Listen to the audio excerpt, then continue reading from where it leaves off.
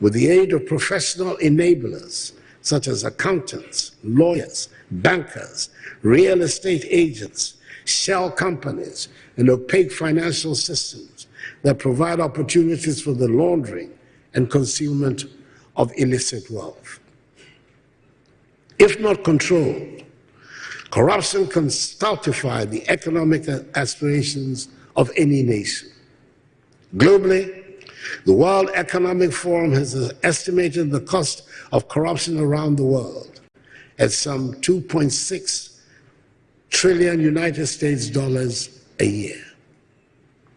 I accepted the invitation to speak here in order to take advantage of this occasion, to place once again, my government's record on corruption for public scrutiny. It will show that my government has undertaken arguably the boldest initiative since our nation attained independence, nearly 66 years ago, to reform and strengthen the capacity of our institutions to tackle corruption in the public sector. Charity, they say, begins at home. And that is why so far, every single alleged act of corruption leveled against any of my appointees has been investigated by independent bodies such as SHRAJ, the CID, and in some cases by Parliament itself. It is not my job to clear or convict any person accused of wrongdoing or of engaging in acts of corruption. That is the job of the courts and the law enforcement agencies. My job is to act on allegations of corruption by referring the issue or issues to the proper investigative agencies for the relevant inquiry and action, including, if necessary, the suspension of the affected official pending the conclusion of investigations. That is exactly what has been done since I assumed the mantle of leadership on 7th January 2017.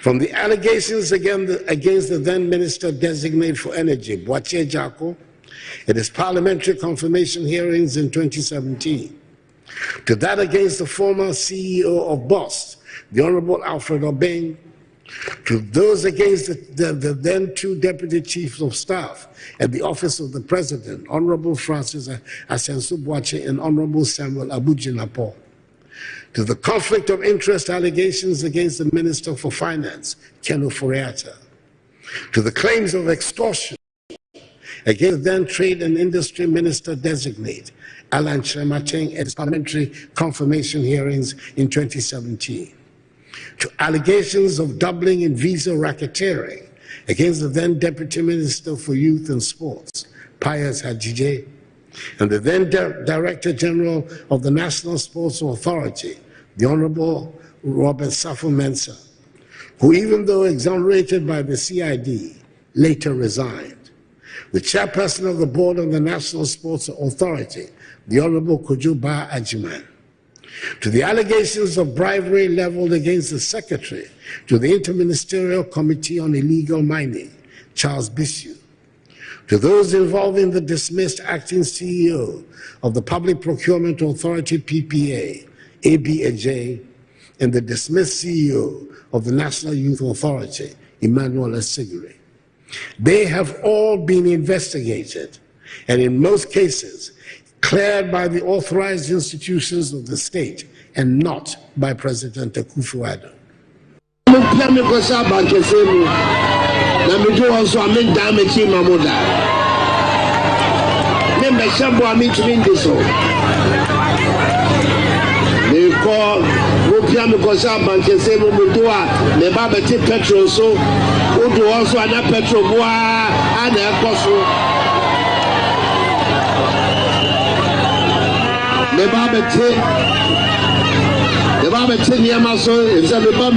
We plan a rapid and vigorous development of educational infrastructure in the first 18 months of the next MPP government.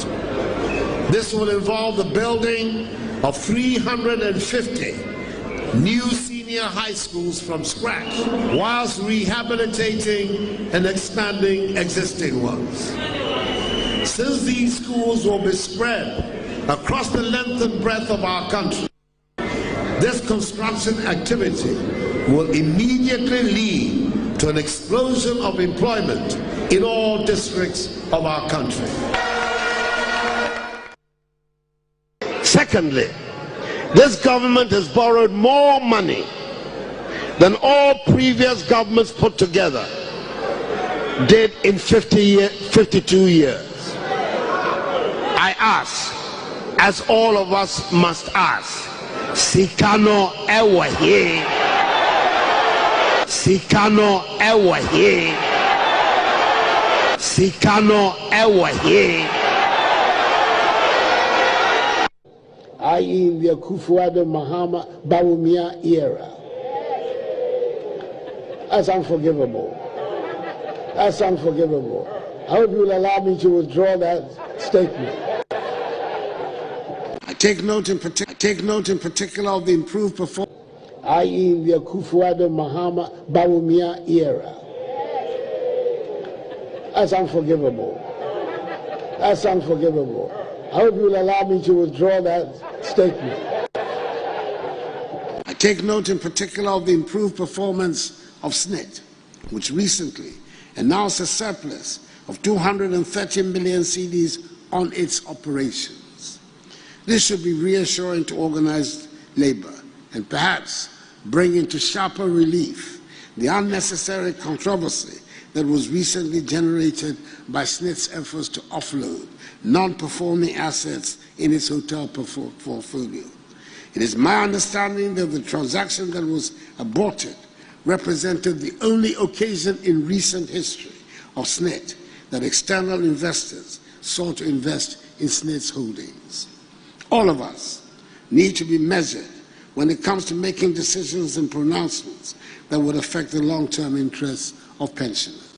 In the run-up to the 2008, 2012, and 2016 presidential elections, I was the target of numerous false and malicious stories aimed at attacking my credibility and integrity. In 2008, baseless allegations of drug trafficking were spread, along with numerous rumors about my health intended to cast doubt on my ability to serve as president. President Kufuor was also accused in 2008 of having sold all of Ghana's gold reserves. Again, the 2012 election saw false reports of my alleged arrest in London for drug possession and fabricated quotes designed to stir ethnic tensions. In 2016, it was alleged by sympathizers of the opposition that I had killed my late wife. Today, with a few months to the December 2024 elections, they are at it again. A fabricated document entitled Ejapadia is being peddled around by operatives of the opposition as evidence of a grand scheme by my party to annex the assets of the state. These experiences underscore the importance of discerning truth from falsehood and the need for all of us to remain vigilant against the dangers of misinformation and disinformation. On our statute books, we have some very obnoxious laws, for example, criminal libel law, so forth and so on. What will you do, assuming you are confirmed? We made a specific commitment to the people of this country that if they were to entrust the administration of Ghana to us, we would in fact see to the repeal of those laws. As far as I'm concerned, that is an obligation imposed upon us by our manifesto, the Ghanaian people have accepted, and that therefore we are duty-bound to bring legislation as soon as possible. The timetable of those matters will not be a matter for me. The timetable for those will be a matter for the President, because at the end of the day, all of us act in his name. But certainly proposals will come from me for the repeal of those laws. I think, Mr. Chairman, it's going to look very funny to the Ghanaian people that one of the most vocal critics of those laws, in myself, when given the opportunity of power, of office, then chooses not to do something about it. I don't think that would be right, and I don't think that my own reputation would withstand such an experience. At the last sitting of Parliament, insisted on issuing a statement against a lot of opposition from members of the House. Now, in that statement, he said that whether anyone liked it or not, the majority in the next Parliament, which is this Parliament, was going to introduce a motion to set up a Justice and Peace Commission to probe or inquire into June 4 and 31st December. There was an uproar from both sides of the House, and you were shown clearly walking out of the House, apparently in opposition and in disgust to what he had said. This is a case of a genuine coincidence. A clear case of coincidence. I want to be clear in my mind whether you were opposed to the timing of what he was saying, or you were opposed to the content or the idea of setting up such a commission, and what is your own opinion on that? I would prefer to answer the latter. I left the chamber when the discussion was on, and I think that insofar as we all do that, as you know perfectly well, I don't think that any particular significance should be placed on the times I get up and leave the chamber and come back. But my own view is that at some stage or another, we're going to have to come to grips with that whole era and its consequences. We want to come to grips with it in a way whereby the peace, the stability, the progress of our country is not jeopardized. We're required in this country, like in many other countries in the world, to make a decision as to how we deal with our past. By and large, the nation is ready to say that what has happened in the past, let bygones be bygones. But there's still the situation involving the victims. People whose sufferings in one way or another cannot be so easily alleviated just by words. That a mechanism, some kind of mechanism, was already in place when you were in office. The Attorney General, for instance, I know, was reviewing the whole situation of the restoration of people's assets and how all of that could be arranged. I feel most of me there. But sir, most of me get a most they should get what they want to make me. I am more man. I did ya more than Jamubaya. I did ya more than Jamubaya. I did ya more than Jamubaya.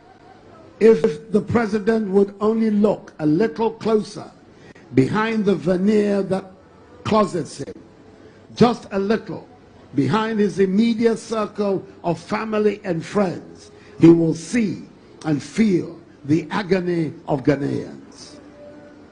If he looked a little closer, even at the rank and file of his own party, he would recognize that this is indeed an economy in crisis.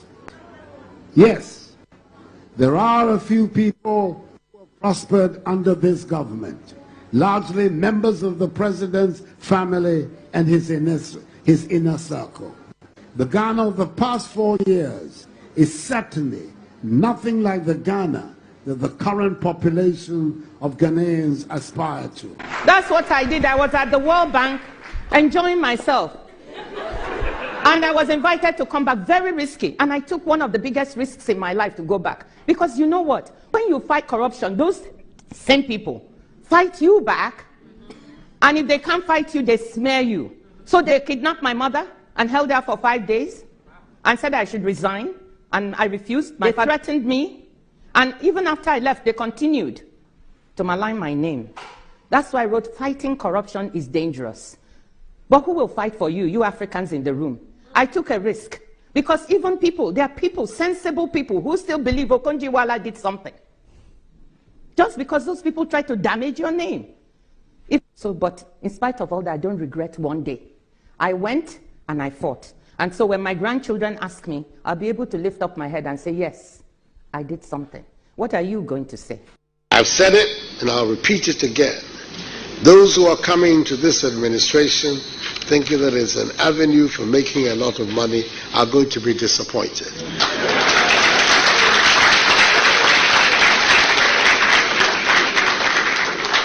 They better go to the private sector. That is where people make money, not in government.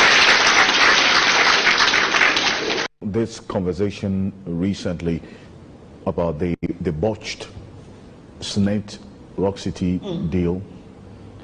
Well, it didn't go through, but then again... Thank God. God bless the unions. The labor unions. Yes. You were irked about it? Irked about what? The entire transaction, the purported transaction. Yes. Yes, of course. Conflict of interest is conflict of interest. They say there's you can't be the judge and you can't and the jury. You can't be the lawyer and the judge. You can't be the litigant and then you are also sitting, after you've given your evidence and everything, and it's time, your lawyer has done the submission, and it's time to determine the outcome. Then you now go and sit among the jury, and you are part of that. But the agreement minister says there was no conflict of interest. Conflict of interest is not defined by the individual. And sometimes, yes, conflict of interest when you're managing standards. It's part of performance standards. And when you're managing those are called ethical standards. When you're managing ethical standards, sometimes it is simply perception. Will a reasonable man in the street, in law school we would say, will the reasonable person on the Latebi Okoshi bus, they don't have Latebi Okoshi buses anymore, but will the reasonable person on the Latebi Okoshi bus, if you were to tell them of this, what will they say about it? And if you can surmise that they will say, sir, that it smells, then it smells. And when you're a public person, just because there's no law that says you cannot do it, does not mean you should do it. Even in the Bible, it says, I can do all things, but not all things are good. I take note in particular of the improved performance of SSNIT, which recently announced a surplus of 230 million cedis on its operations. This should be reassuring to organized labor and perhaps bring into sharper relief the unnecessary controversy that was recently generated by SSNIT's efforts to offload non-performing assets in its hotel portfolio. It is my understanding that the transaction that was aborted represented the only occasion in recent history of SSNIT that external investors sought to invest in SSNIT's holdings. All of us need to be measured when it comes to making decisions and pronouncements that would affect the long-term interests of pensioners. It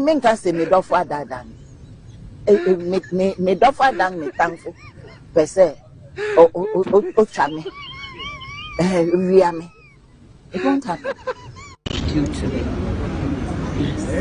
If government's position doesn't change, would you advise that the group, just as my brother said, sought a solution in court? That's certainly a strong option. For myself, I will. For myself. Okay. So for a different right?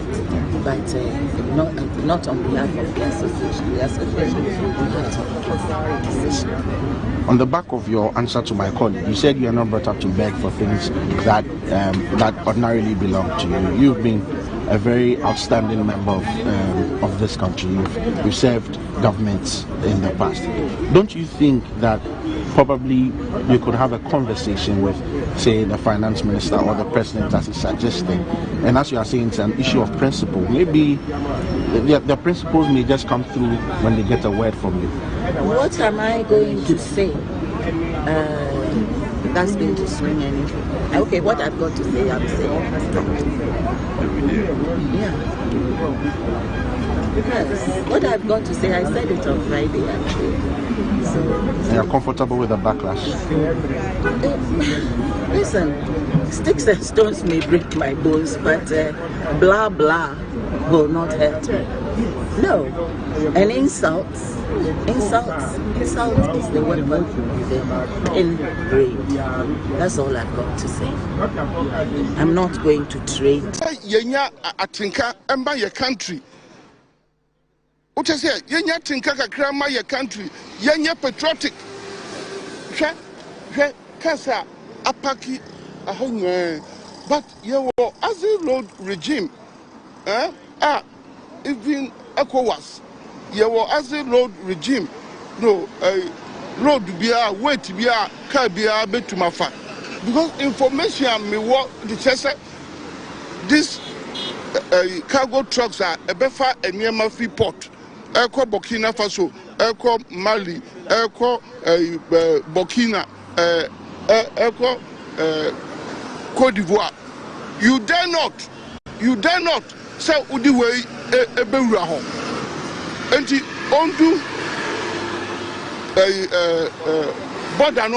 ondu border now one reduce weight, you know. Now another trucks abeshia won. Ye kwanya ye de me any yesika abre enkrofo ko demonstration da bia because obia epekwan and rightly so. Obia epese ye ni kwan ema no nia ye no so ye ti ha na ye sen cars are lining up with heavy loads and unauthorized assets. Who is apprehending them? When are actually you load one from the port. One between police barriers, customs barriers, one between my own ministry. There were asset load centers because of corruption.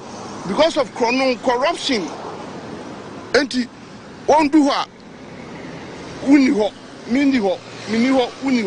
Now on Etramuko. Maybe two on Sosapa in my own ministry, and I admit. Only Yaguma me asset load. Majority of them here are from four. Now maybe two on Sosapa. Maybe two on Sosa. Ye two on Sosa, you arrest you on one, ye my national security bamu. What is to her near their to her? What is to her near their to her? National security for Grabamu, Uncle see who? National security for Gramma, one bamu, Uncle see who? What sort of country is this? There are a lot of corrupt people, there are a lot of thieves in my own ministry. You sack them, you employ new ones. And when they come, the new ones are even worse than those that you sack. Members of the press, you see the harm we are doing to our country. All of us and our government is spending millions and billions of money to fix our roads. You know, we get transporters from other countries, neighboring countries, the landlocked countries, you know, coming to pick cargo from the ports, and they don't respect our asset load regime. Look at all these vehicles parked here, you know, and they park here hours on end. My information is that some of them are now going through the documentation process at the port, so they could park on the shoulders of the road for more than 24 hours, and the pressure on the road, they have destroyed the shoulders of our roads, and when they come onto the road itself, you know, because of the unauthorized asset load that they carry, the roads that we spend our hard-earned money to build, they destroy them. And my information is that they cannot do same in their own countries. The French-speaking countries, Côte d'Ivoire, Burkina Faso, and so on. When they get to the borders, Paga, they offload part of their cargo before they enter those countries. But in our country, we have Azil Road centers. They load from the port. There's supposed to be an Azil Road center there. We have barriers on our road. The customs people are manning some of the barriers. The police are manning the barriers, but they get free access through our corridor. What are we doing to our country? Because of bribery and corruption. And we are the same people who called on the president, who called on government to fix the country.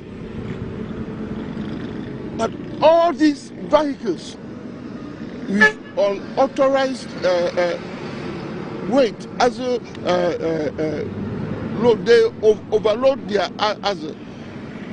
Every day they manage to pass through our corridor, our central corridor, to join the other neighboring countries. I am calling on Ministry of Transport, my colleague Minister of Transport. I am going to work hand in hand with him. I am calling on the police and everybody, those who work at the port. Please, this is our country and we should be serious. All the monies that people are so engulfed in it, you know, to make whatever money, I don't know what people want. We will die and leave everything behind. All of us, those who came before us, much area, are all gone. We had big names. People with money, with wealth, with what are they? What are they? And they left all behind. What kind of, I don't want to use the word, but look at what we are seeing. And we are citizens of this country. And these drivers, what they cannot do in their own countries, they do it here with impunity.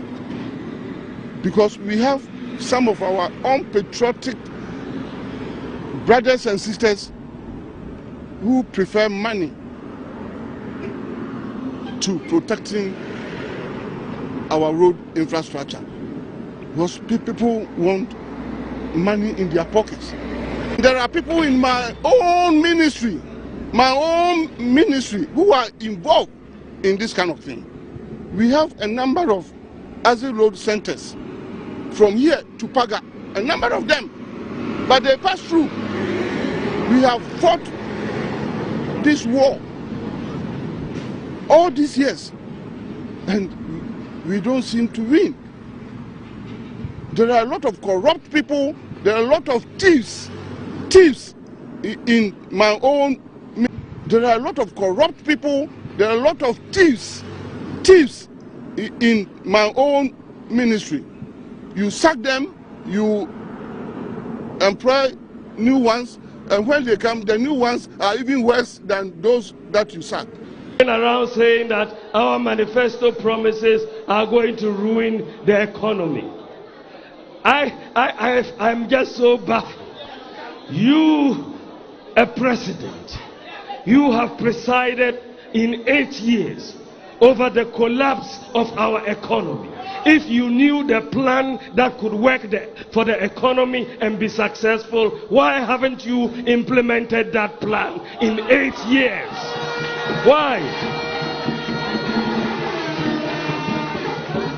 If you know what can work for our economy, why is the economy collapsing in your hands after 8 years? You clearly do not understand the economic plans and underpinning the MPP manifesto.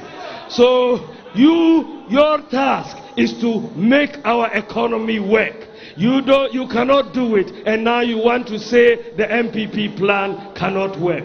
You have essentially no legs to stand on in saying the MPP plan cannot work, because your own plan has collapsed the economy, and we are bringing a new plan for the economy, and a new plan that will work. It will work. We reduced taxes during our tenure of office. Also a very high indebted country, and we began the process of reprofiling Ghana's public debt. As you know, the public debt ended at 122 billion Ghana cedis in 2016. And so we, as a matter of strategy, began the process of reprofiling our debt. This just means that we are replacing more expensive debt with less expensive debt, short-term debt with longer-term debt. This is what is happening. And so you saw that last Friday or so, Ghana issued a bond essentially to do this reprofiling. And in that context, we raised some $2.25 billion of investment that came in to buy this cedi-denominated bond. There was a cedi bond which was issued for 15 years tenor, 15-year tenor, and that brought in 2.25 billion. But what is so remarkable about this particular transaction, and I think it is, for me, the deal of the year so far, we've been able to reprofile our debt, get more foreign exchange without increasing our debt stock. That is indeed remarkable. Many people didn't quite understand the transaction, and they thought that we had gone to borrow $2 billion to add to Ghana's debt. No, we are actually replacing more expensive debt with less expensive debt, elongating it and making it better for this country. We're also a very high indebted country, and we began the process of reprofiling Ghana's public debt. As you know, the public debt ended at 122 billion Ghana cedis in 2016. And so we, as a matter of strategy, began the process of reprofiling our debt. This just means that we are replacing more expensive debt with less expensive debt, short-term debt with longer-term debt. This is what is happening. And so, what is the difference between the ordinary thief and a political thief? Number one, the ordinary thief steals your money, your bag, your watch, and your jewelry, isn't it? But the political thief steals your future, your career, your education, your health, and your business. Number two, the hilarious part is that the ordinary thief will choose whom to rob, but you are the one who choose the political thief to rob you, because we choose them, we vote them, we blindly say we are not blind. Who is deceiving who? The ridiculous part of the whole issue is that we will fight to defend and protect our belongings from the ordinary thief. Is it not? But we fight each other to defend and protect the political thief. Is that not what we do? Thugs will be fighting themselves to protect those that are stealing our career, stealing our job, stealing our health, stealing our success. What a shame. If you reach a certain stage in life and there is nobody who can look you in the eye and tell you the truth, you are doomed. And that is where our country has gotten to. We need to rescue this country, wallahi. And I feel very terrible as a Ghanaian at this time. This country is in serious trouble, ladies and gentlemen. We are in serious trouble. We need to rescue this country, ladies and gentlemen.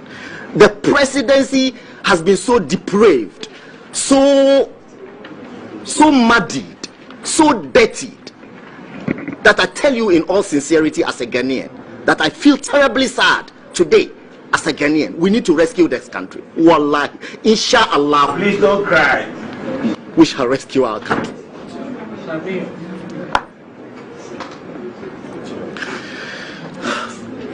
Government is broke, government is broke. The people are spending billions to go inside the government that is broke. Have you ever seen a minister who resigned because government is broke before? Government has no money. Have you ever seen a governor who said, ladies and gentlemen, when I was elected, I thought the government had money. Now I discover government has no money, I resign. Have you ever seen it? Government has no money, but they are bringing money out at election time. Where is that money coming from? So they are lying. What is happening is that there are two types of wicked people in government. Type 1, they eat current money. Any money they find in government, they will eat it. They are wicked about that one. There is type 2. Type 2, they eat current money and future money. They will say, my term will end next year. When I leave, how will I eat money? Let me borrow money now and borrow money of the future and eat it now.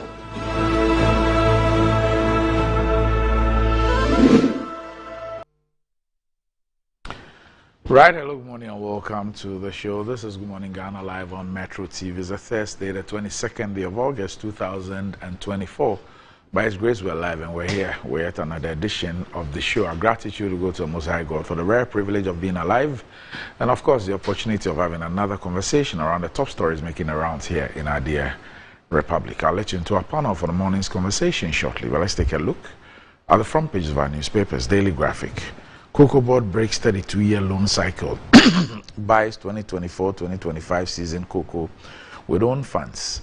Get Fund completes over 3,000 projects. Deterioration of petroleum revenue funded projects worrying Nana Kweku Day.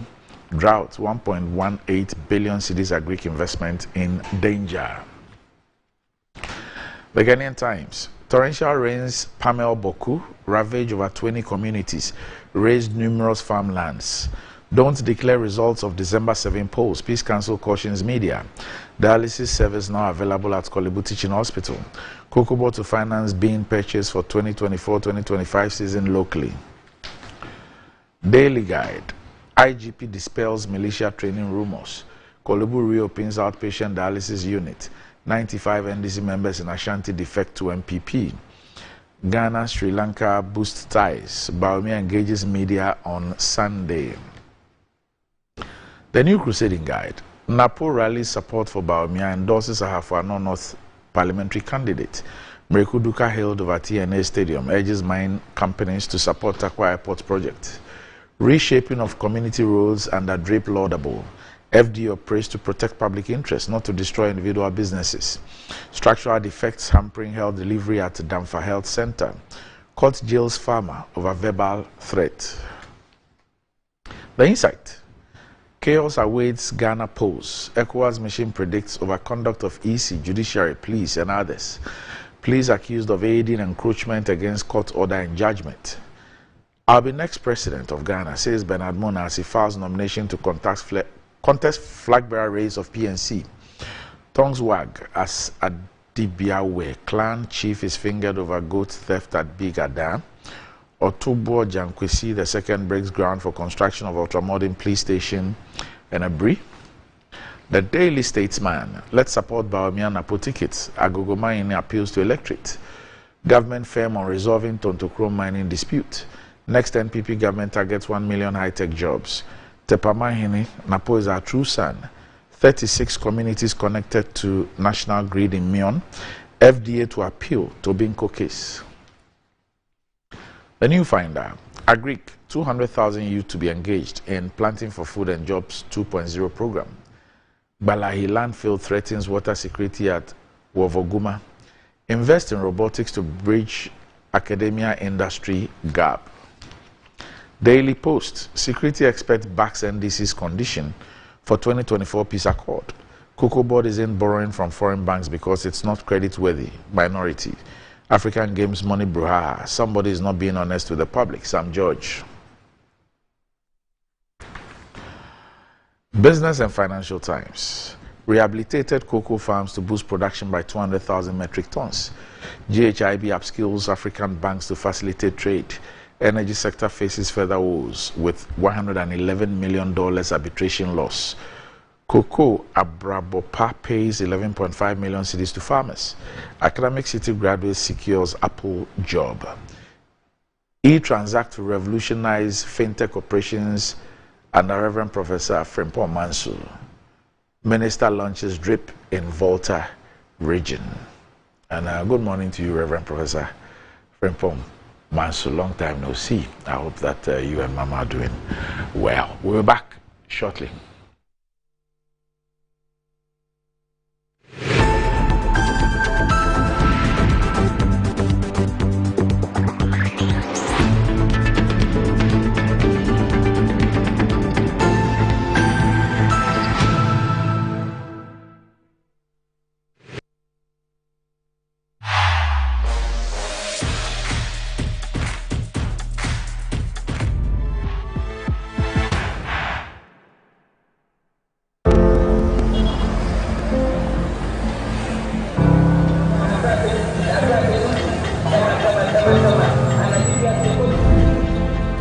There's no feeling quite like wanting something.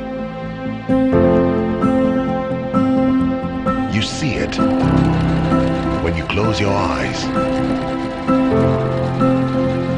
You feel it against the hairs on your skin. You smell it mingled with the wind. You know it's yours, but you just can't seem to reach it. Until you can. Whatever the dream, we can make it happen. So get up, get started, and make we do our.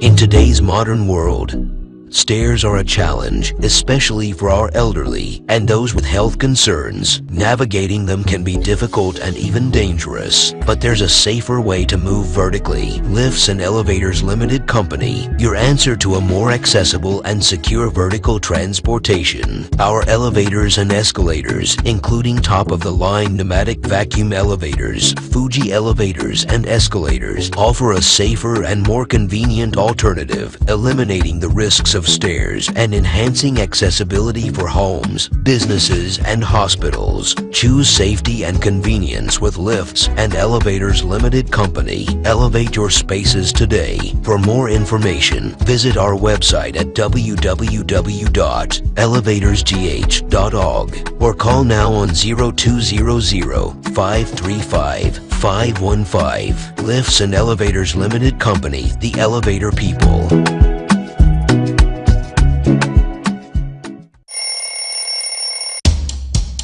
Anti-cavity, gum protection, brighter teeth, and fresh breath. I'm a fair missy way. The patch of Bantama. Matias.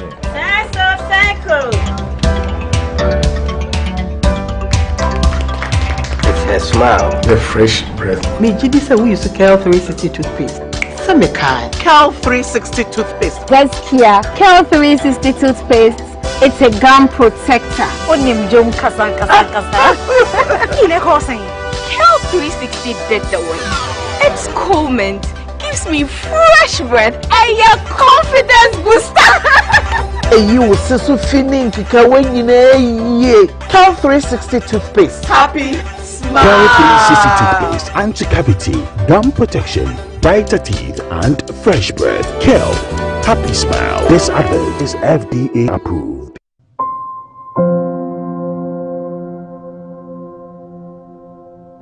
Ama, nansi mi general well-being enkoye kwao. Ama maye bohu se kuntomra akija. Nansi me hu se me nyo basi makura. Ama me kunu me into kwankwa. Oyiwa. Enye mo ko. Give us GC lecture and the capsules. Aye numbum. En ho asem na mo kana. Ebua emma ene meme nyina. Ne ma wo ba ye obesima. Na be ma so aye be masima. Ya, we be bua wuku. Ama ne giant sa wo de hye butum. Na wanyinya na nim tisese ni oyi chokwa.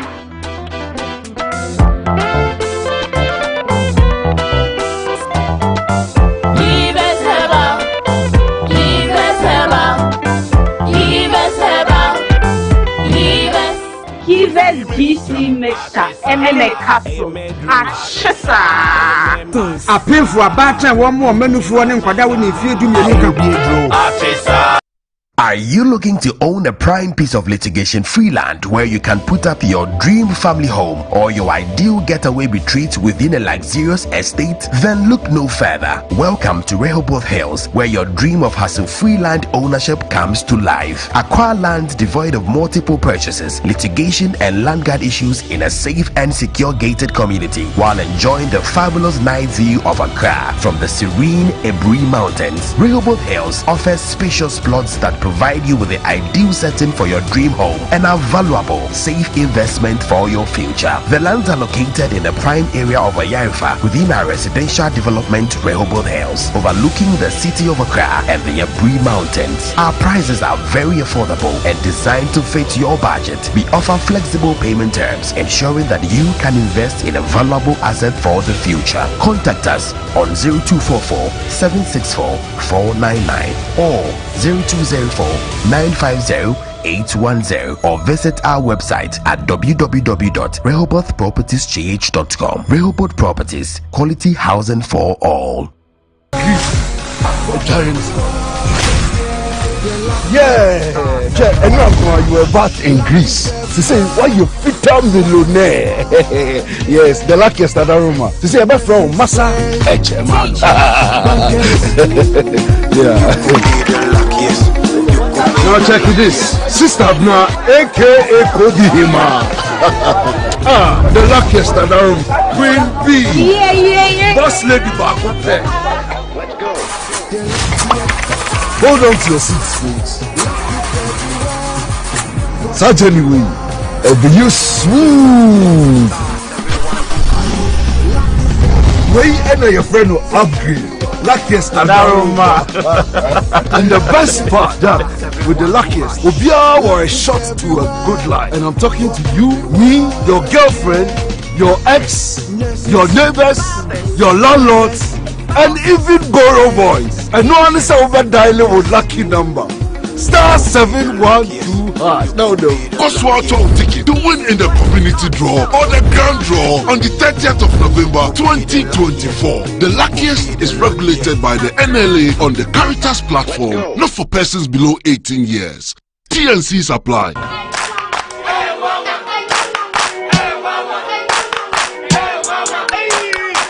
Cratchy, unemu bua unkoshe Dr. Ban uye denwa. Oh, Missy Yamfan come and me burua.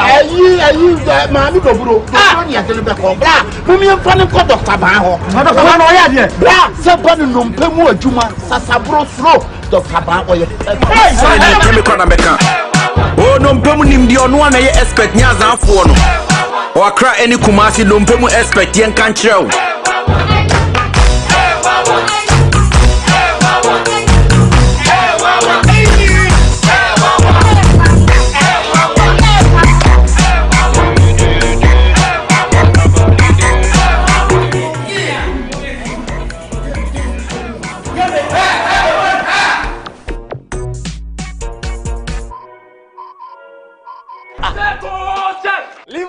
Lima.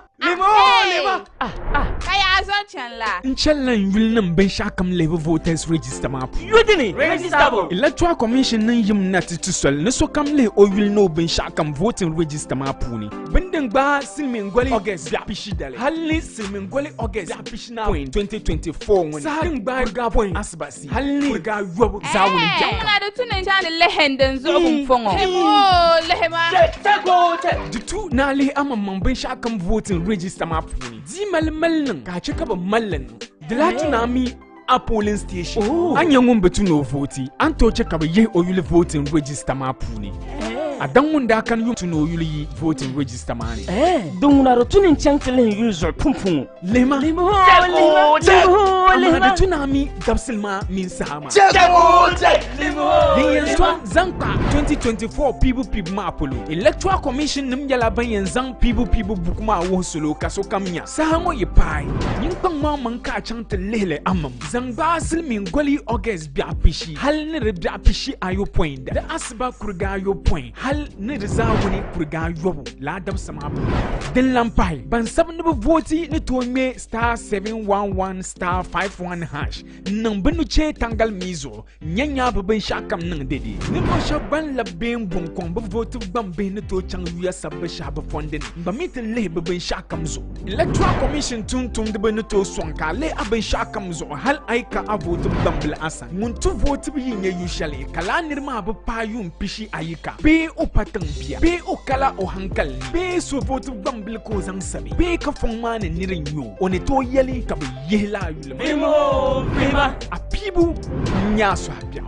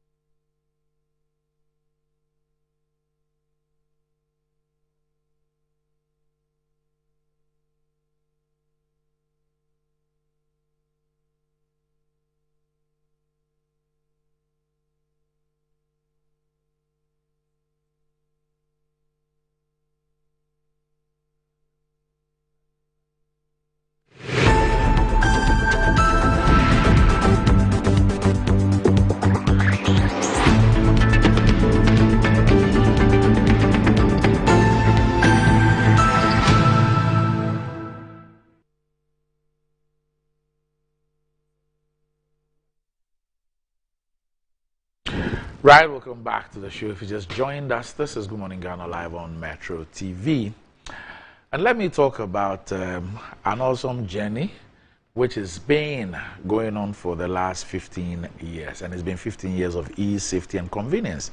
And that is that awesome journey with Momo from MTN. This is definitely worth celebrating. That's why the Momo at 15 Rewards is here with amazing cash prizes to say thank you. So you've been sending Momo via MTN for the last 15 years. Now send money to an MTN Momo user or make payments to an MTN Momo merchant at no cost whatsoever, only on MTN. So go on, download my Momo on App Store or Play Store to enjoy this. Just Momo it everywhere you go. And terms and conditions do apply. Kel 360 toothpaste is that toothpaste that takes care of your entire family and saves you some money, and is approved by the Food and Drugs Authority. Kel 360 toothpaste provides you and your family with all-round dental protection throughout the day with freshness. Kel 360 toothpaste is good for kids, children, and adults. Let your family be a proud family when they step out by constantly using Kel 360 toothpaste. Kel 360 toothpaste brightens your teeth, prevents cavity, and with its cool mint, gives you fresh breath throughout the day and protects the gum from decaying. For consistency and quality, use Kel 360 toothpaste. It's another product from Samara Company Limited, producers of Sasso. It's available in all supermarkets, malls, and provision shops. Call Samara Company on 0246-864-798. Kel 360 toothpaste. Happy smile. And enjoying the fruits of your labor is as important as enjoying the mansions of your labor. But the pains of climbing the stairs, especially when you're not exercising, could be excruciating irrespective of your age. But worry no more. Lift and elevators have got you covered with the best portable American pneumatic vacuum elevators on the market today. It's a simple, self-supported elevator for both homes and offices, and guess what? They can carry your goods too. Wheelchairs can fit in, and they come in 3 custom-made models. It's affordable and can be installed within 3 days. Visit Lift and Elevators at Sakuman or just call them on 0200-535-515 or send a mail to elevatorsgh@gmail.com for consultations and the best solutions in easy vertical movement. All right. So with me on the show this morning, I have a Deputy Minister of Information who's also the Honorable Member of Parliament for the Botiano English Amanfro constituency. The Honorable Sylvester Tete is here with me on the show. Sly, good morning. Good morning, Randy. Right, we're also expecting a resident of that constituency, but who is the Member of Parliament for the Ododo-Diodio constituency. Is also the ranking member on local government and rural development in the Parliament of the Republic, the Honorable Nilante Van der Poy. He will join us shortly. So let's start off with BNA, your constituency. What's going on? How is it going? Well, thank you very much, Randy. It's been a while. I've been pinned down in the constituency for I some thought time you were now. even out of the country. No, Randy, I've been here. And let me say, very good morning, warm good morning to you, our viewers, and to the good people of Botiano, English Amanfro. Randy, I must say that so far my campaign has enjoyed tremendous support from both party people and sympathizers and residents alike, irrespective of political backgrounds, and it's in full flight. Randy, a number of things are accounting for why BNA is rising. Randy, the constituency is one of the difficult constituencies deprived of so many infrastructure facilities required by the resident. And there are a number of things before I became an MP people put before me. Randy, every community I've been to, there are things I've personally intervened, lobbied, or provided for the residents of the constituency. Thankfully, a number of roads are under construction today as I speak to you, to the admiration of the many residents in there. There are places that have not got their fair share yet, but once they know other places are getting the intervention, obviously it will get to them. Randy, there has been several calls to radio stations, television stations for some roads, especially the Accra Cape Coast Highway from the Atala and then to Osiadang areas. Randy, as I speak to you, last night around 1 a.m., I drove past the area. They are putting asphalt overlay. It is coming from the Wager all the way to Kaswa. Asphaltic overlay is being done. Major huge drain is also being constructed along the frontage of the West Hills Mall to mitigate the perennial flooding of the road. So those sections of road has been fixed as we speak now. Thankfully, the road from the old barrier towards Aplaku, Botiano to Kukrubite, sectional repairs has been done. The drain works has been done. Yesterday I had a fruitful meeting. 2 contractors have been engaged to start the scarifying of the road and sealing and subsequently putting a bitumen on it. So it's been done today. From the Ajasco Junction all the way to the West Hills Mall, 2.2 kilometers of that 6.0 kilometer has been asphalted. The remaining 4 kilometers is under construction. That will be done before the end of the year. Another long stretch of road from the Fulani New Botiano Hills towards Cassava Farm to Red Top is also under construction. Drain works are about 70% complete, and the contractor had assured me that he will also start the filling of that road and start the basing of that road very soon. Many more interventions in the concerns. Randy, what personally I sit back and I'm so excited because 4 years ago I made a promise to the chiefs of Botiano, Kukrubite, the entire coastal stretch. We've not had the benefit of a senior secondary school in that constituency. Randy, we have 2 secondary schools in the constituency. The 2 schools, one in Amamfrom, Nasek, and one in New Botiano, Christian Methodist. So then, and there are 2 day secondary schools. So if you live in the constituency, you want to access it. And from the coastal stretch, you have to pay a lot of transportation to access the school back and forth. So there has been people who are in homes that have not had the benefit, even though it's a free SHS. So I made a promise to the community. By the grace of God, if they elect me as an MP, before the end of my first term, I'll make sure we have a secondary school in Botiano. Randy, as I speak to you, Botiano Day Secondary School is completed. This new intake will have students being admitted into the school. I'm working with the communities to look at people within close day school to start with. Within close proximity to have them enrolled in the school. Those who have left school, completed JHS for the past 2 years, who are in the houses, getting them enrolled in the community day secondary school. It's a dream that I pursued vigorously, and today it's been done.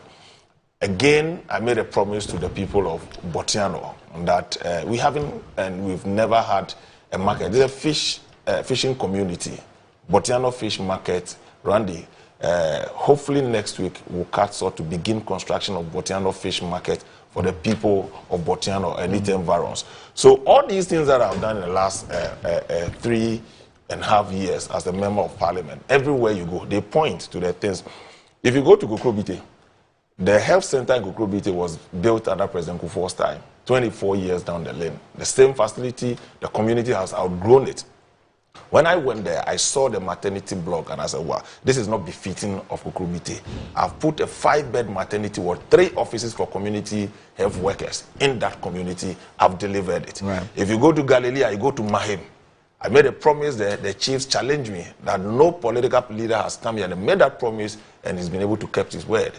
Randy, if you go to Mahim, Galilee today, I've delivered an ultra-modern community center for the people. And many more works are ongoing. The biggest astroturf, arguably today in Ghana, is in Tuba. Your president is adopting that place as his home grounds for the coming season. That is a refreshing news. Dreams FC. Yes, this is a refreshing news for the community. And Randy, these are the things people are going to make a decision on come December 7, 2024. And it's obvious that my works will speak for me. Are you aware that Accra Great Olympics is also looking at that place, that venue for their Division 1 league matches? Randy, it's a welcome news. Whatever it is, it tells you I've done something right. The government has done something right in that constituency. So the young people of Botiano English Amount from, in fact, Randy, I tell them, follow who know road. And these are things that had never been in existence till I became an MP. So obviously, follow who know road. Follow who know road, Randy. Okay. Follow who know. That is follow who know road. So obviously, it's going to be an interesting election. But I keep telling them to keep faith with me. Okay. There are some other major roads that need to be constructed. We've been given a total of about 40 kilometers and a quarter. Honorable Asensu Boachi has added 21 kilometers of such roads. That is a pitch, very beautiful, good facilities and all that. Has also been approved for the community. So we keep working for them. I keep telling them, I'm working for you. Keep follow who know road, and we'll get to our destination. So obviously, Botiano English Amount from MPP again will deliver. In 2016, we won the seat, both presidential and parliamentary. In 2020, I kept the streak. We won both presidential and parliamentary, and we are going to win presidential and parliamentary again. So I keep telling my people, I've started my house to house. I've started yesterday. On Tuesday, I lost my former second vice chairman, Wanda Jaga. May he so rest in peace. So we didn't go out in honor of our former executive. So yesterday we went to greet the family and started our house to house yesterday at Akwasa. We are continuing today. Today there's a youth connect at UCOMS this evening at 5 p.m. So the youth in and around UCOMS should come. We'll exhibit what we have done, why they should keep faith with me. We keep pushing for the community. My resident, my senior, I was hoping that my ranking, I've been taking off the local government committee to finance committee. They should organize a farewell package for me. So I'm looking forward to. So Ranky, my constituents are watching. Yes. I've served the committee faithfully. And I've learned a lot from him. Let me be honest with you. He's like a big brother to me ever since I went to Parliament. And as fate will have it, I was in his committee. He's taught me a lot of things, and I have a lot of respect for him. Okay. I pray that whilst he's in my constituency, he should focus on Ododio. So teach Edwin. Teach Edwin. You focus on Ododio. For those of you who do not know, the Honorable Neil Antivanda is called Edwin. So the resident of BNA, who is the member of parliament for Ododio. You heard your MP? Oh yes, I heard him. Listening to him, it sounds like he's won 90% too. Well, Randy, he will win 90%. Let me say good morning to our viewers, and let me say, if I knew he was the one coming on the show, I would have found a very good excuse not to come. Not to come. But I saw the flyer only this morning. I didn't know when Annie called me yesterday night. I didn't know who I was coming to meet. But I saw the flyer this morning. I like Sly. Yes. I like Sly for one thing. He's passionate about what he does. And my time with him on a local government committee and also the work in Parliament entirely has been quite fruitful to me. He said he's learned a lot from me, but I've also taken some few things from him. The only thing is that he has a daunting task. Randy, that constituency is so deprived, especially when it comes to infrastructure. Yeah. And anyone who will be a member of parliament in that constituency have a hell of a mountain to climb. I don't know to what extent you can satisfy the demands of the people in that constituency. I have lived there and I know. Randy, just about 10 to 15% of the constituency. You've lived over 2 decades, right? Yes. Just to about 15% of the whole constituency have motorable roads. Less, far less. Far less. It's horrible. You know, anytime he's on the show, about 95% of the constituents who texting are talking about deplorable roads. It's serious. And then the mass lights. Yes. And the erosion. Yes. Yeah. Erosion. Almost all our coastal communities are suffering erosion. And then the land area, the forest area also suffering mass lights, and also it's a huge problem. And I think that if we really are concerned about government maximizing revenue, especially when it comes to issue about property rates. So these are some pictures from the constituency. Yeah. Property rate. Then we should look at that constituency. Because the properties in that constituency, Randy, I'm sure that constituency alone can make enough money. Yeah, including your property. Yeah. Randy, look at Asamoah's property. Yes. You understand? You guys were the pioneers in going to do good and it's serious. In fact, this has been fixed, asphalted. Okay. Yeah. It's serious. This was last year. Last year. Randy, you know people like John Mensah, yes, Adokwe Papo, yes, all these are footballers. I took a few. Yeah. You guys, the Liberty. Yes, Liberty, yes. You guys did. Yes, deliberately. You moved ahead. So a lot of your players, yes, a lot of our players have lived there. So it's bad. It's really bad. And if you count on the fact that it's one of the best access roads in terms of avoiding the traffic on the main road between Accra and Cape Coast. You understand? So government itself should be concerned for the fact that if we want to resolve the problem of traffic on the main road, then we should look at the bypass to that. Yeah, I think it's actually, I'm happy Sly has also talked about the issue of the AstroTurf. I thought that it was a wasted investment because it was not being patronized. So if Olympics are going to use the place, I will be grateful. I will be happy. Dreams FC will use it as their venue for the Premier League. That would be wonderful. And I hear that Great Olympics is also thinking about. Yeah. Then what is needed now is for the road to be fixed. If the road is fixed, then it will make it easier for their supporters to be going up and down the play. Because if the road is not fixed, I'm sure that before a player gets onto the field to play, he will have a waste problem. I hope that's not why Dreams chose the place.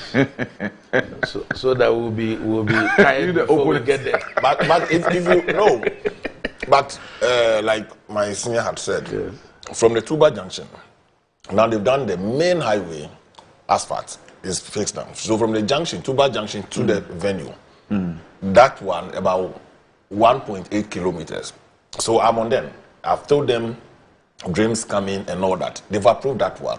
So I'm getting the contractor, when he gets to the road, he will fix it within time. So I'm also pushing strongly for that. Then let me thank him. The league is starting in 2 weeks. Yes, at least now we'll make sessions quite more trouble, so it wouldn't be too much of a. But I even want the constituents coming to the stadium. You shouldn't go round the main highway to access the stadium. Because majority of our people around the coastal area can easily access the place coming down through Fulani and then the beach side of the road to access the place. And that's there are the people who watch football. Who watch football. Trust me.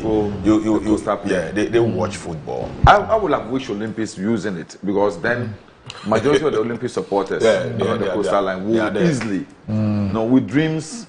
Well, not too many. I think what they're doing, they'll make it a local Dreams. Yeah, what I found out is that the Dreams officials are engaging the locals. To try and build like the way Liberty did with the Suman community. So I think that's the strategy. And it's the first of its kind in that community. If they build it well, from Kaswa, it's on the border between us and the Utu Senior.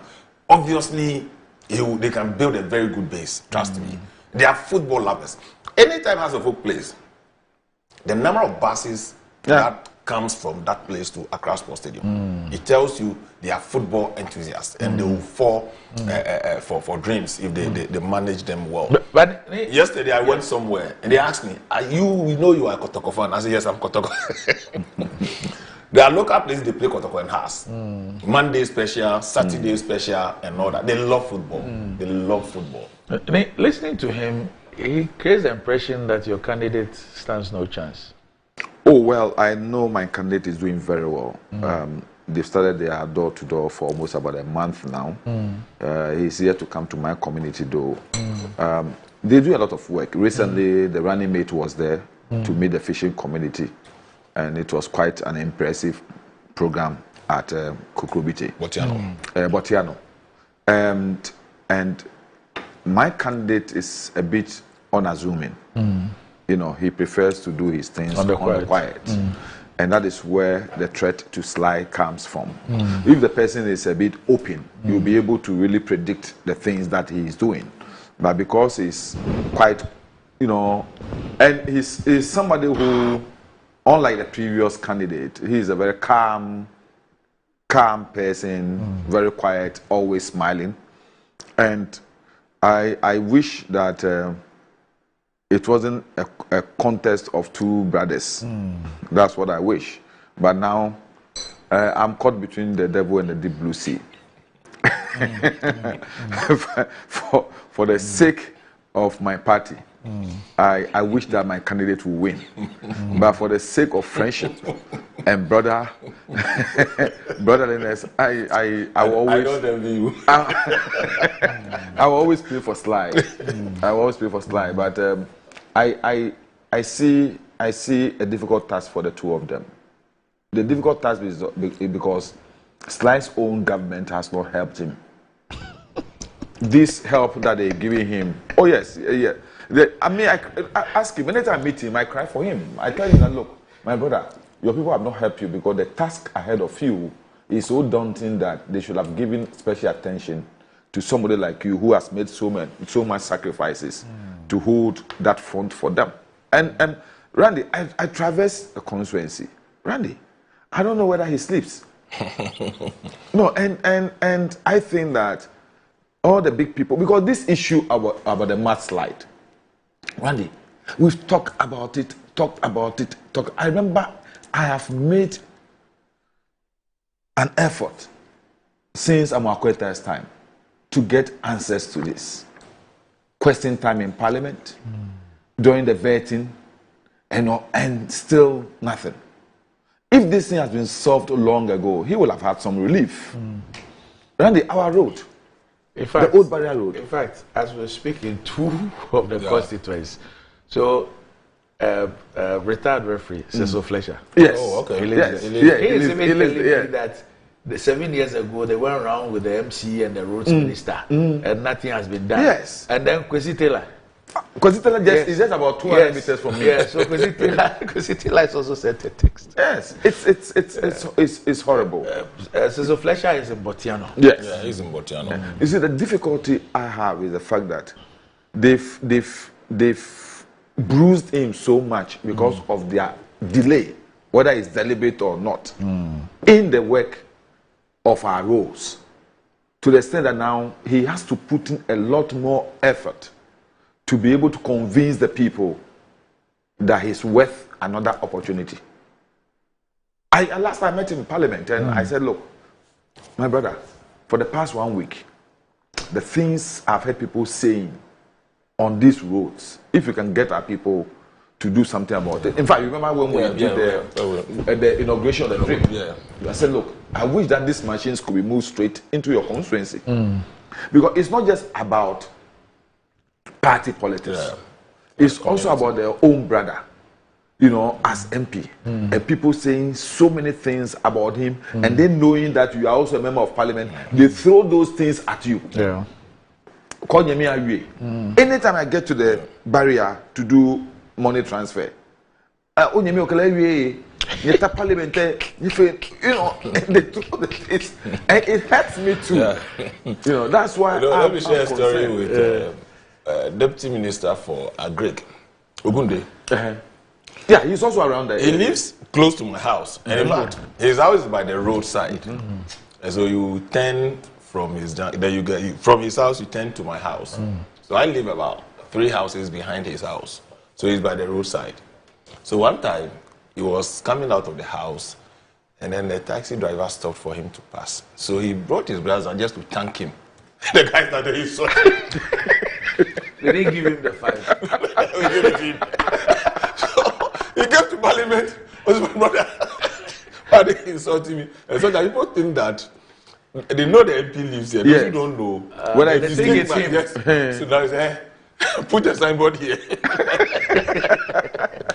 Okay, so Adelaide, who's watching us, says it's good to have both. She has an interesting angle with respect to the potential of the constituency. So it's good to have both guests discuss the road network in Botiano, Kukurubiti. They have exquisite beachfront and can capitalize on tourism, making a killing. But the roads and towns and environment leading to the paradise beaches is one thing. I've taken some tourists to Serenity Resorts, which they love, but the journey is daunting. Many tourists prefer the beaches and cost of hotels, but they choose to stay at Labadi and La Palm paying $300 to $500 per night. Says tourism business alone can generate so much revenue. It's a jewel which we are overlooking. The Tourism Development Authority, they've done some work there and they reckon the potential. They've been packed with the crusade to get the road fixed. And that is why I'm saying that the old barrier Kukrubiti Road, I've been to them, it goes all the way to Langba and beyond. Now, 2 contractors have been selected to start work immediately on that road. Like you say, it delayed. To be honest with you, the effort I've put, we got approval 2022. It comes down to payment of contractors because you don't give them IGF. They have to raise their own money and start work. While they start work, they raise an IPC. They should be paid before they go back to work. And you know the challenges we've had all this while. So for me, I think that yes, it's a daunting task as it is, but residents should also see the effort and the number of roads under construction in my tenure as an MP in the last 4 years. I can only plead with them. Let them see what I'm doing, the number of roads that are being constructed. We need more roads, really. We cannot, unless government turns a special attention to that place and looking at IGF from this assembly, for the assembly. The assembly should rake in more than 10 million cedis a year from property rate alone. Because the number of houses and the caliber of houses there, obviously they are residents that will pay anything for their property if they have access rules and they are willing.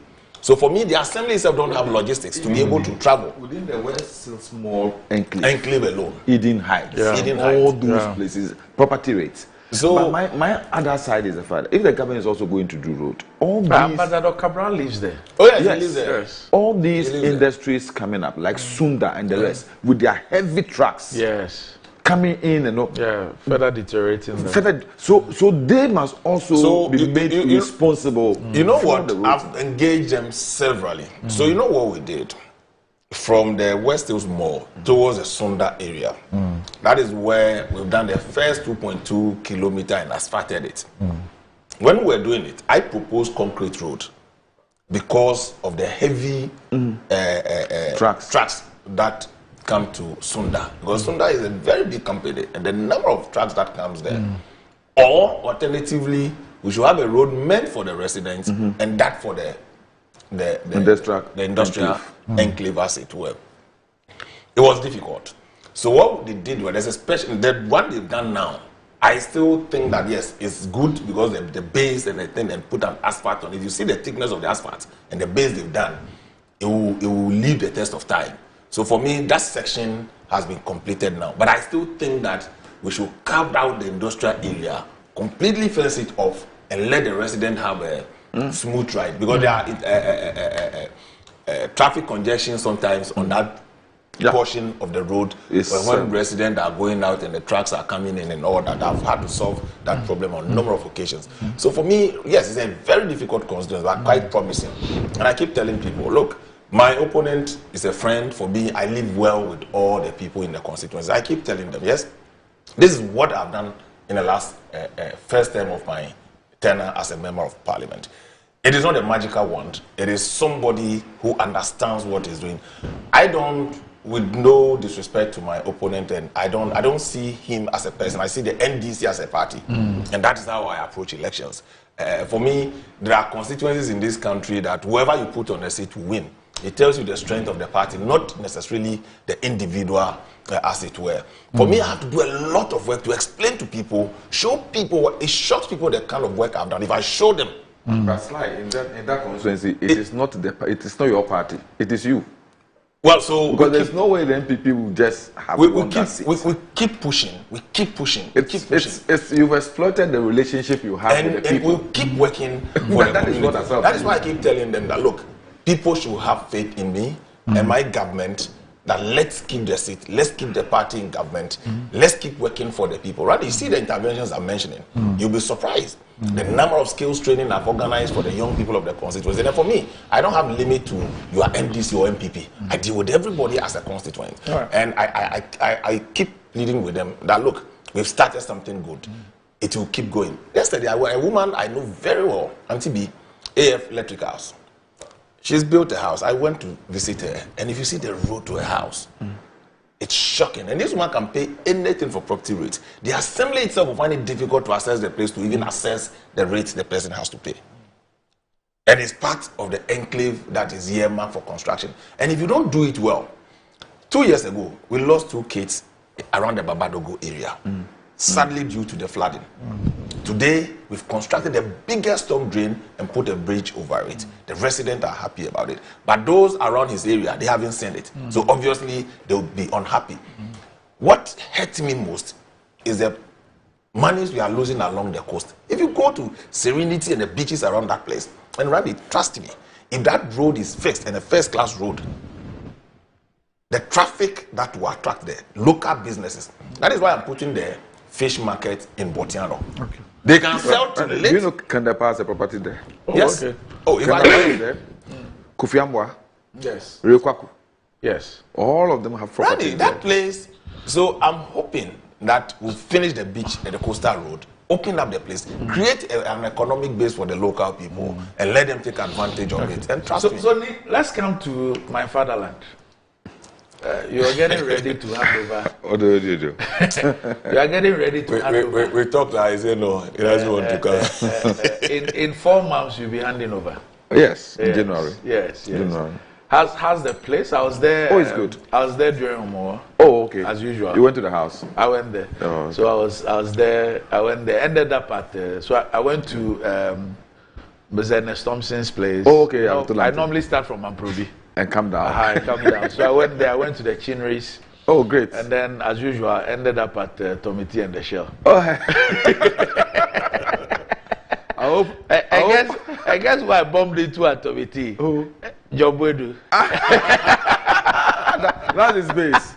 That is base. But if Yakuto was not there. And I didn't see him, yeah.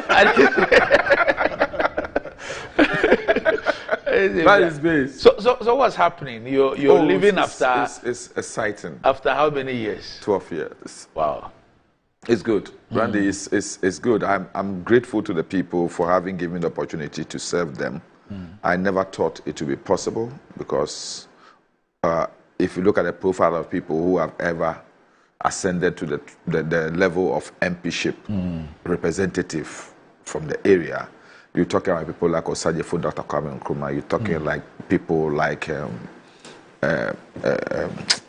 Udui Sykes. You're talking about big people, E.C. Kwe, Sonny Provisor, you know, those legends.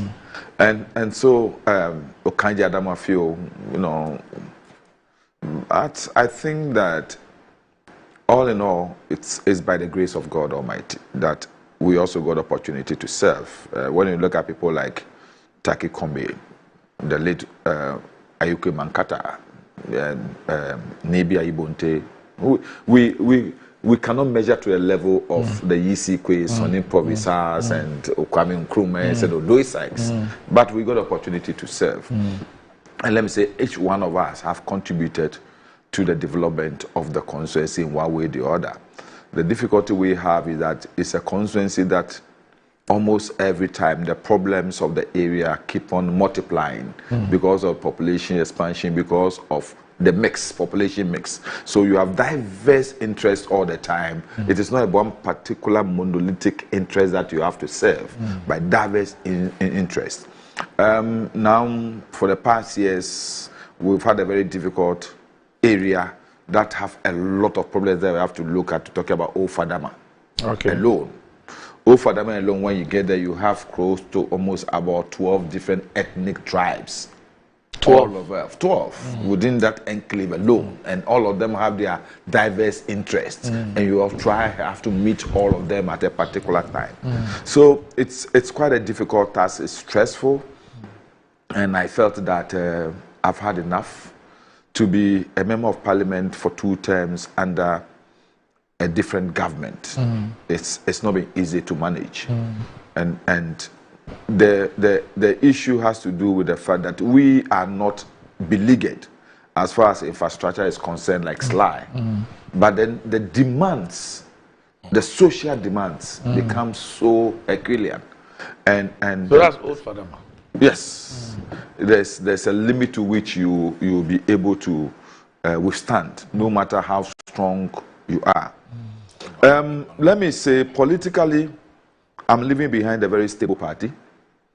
I'm leaving behind a much more enduring structures of the party. What I have done past years is to put the party before me. So everything I have done in the constituency, I did it through the party. So the people see the party and not me. Even though the popularity is there, it's made it possible. Were you assemblyman before? Yes, I was. For how long? For a term. Okay. And the second term, I became a government appointee, but suddenly I had to take on my own government at the time over the issue of the demolition of the old slaughterhouse. So I lost my membership of the assembly because I had taken the assembly to court. So it's like my candidate, and let me say it conclusively, even though I had preferred someone else from the beginning, we've been able to integrate very well, and I've led him. I've introduced him to the chiefs, the people leaders. You met him? Yes. Yeah. He's also very fantastic young. Yes. So he's taken up the interest. What I've tried to do within this short term, even though people thought that is not the right way to go, I felt that I must give him that space to be able to market and get himself to the people.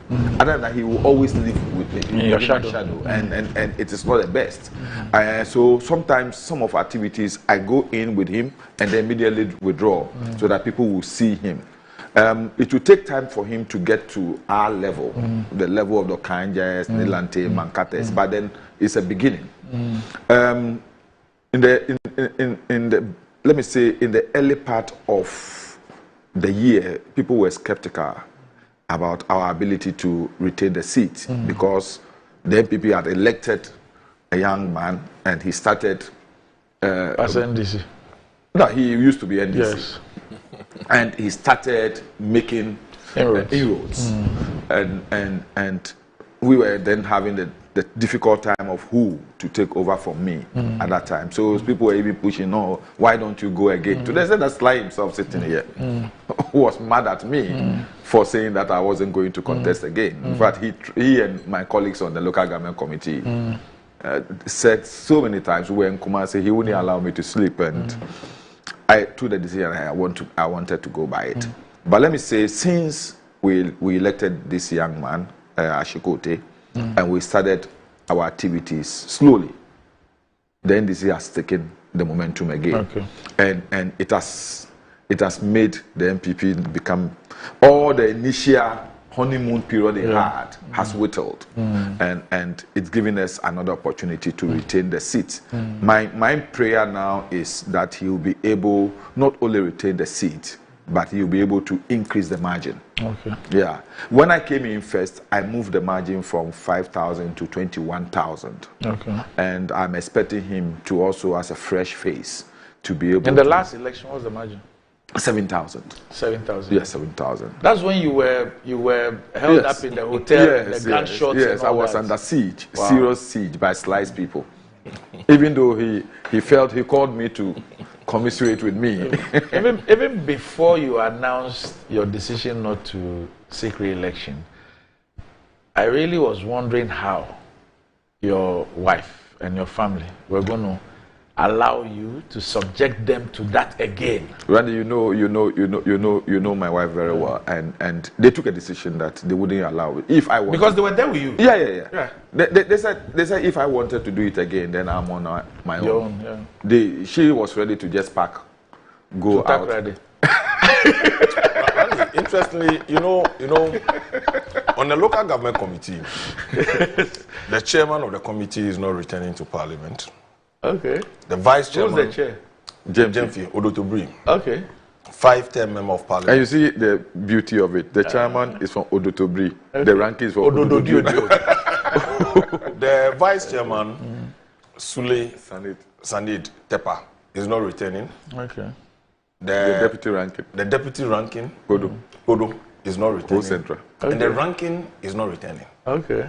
That's very serious. So the leadership of the committee is gone. The entire leadership of the committee will be missed. And in Parliament is more of an institutional memory. For me, I think that it's going to hurt local governance practice.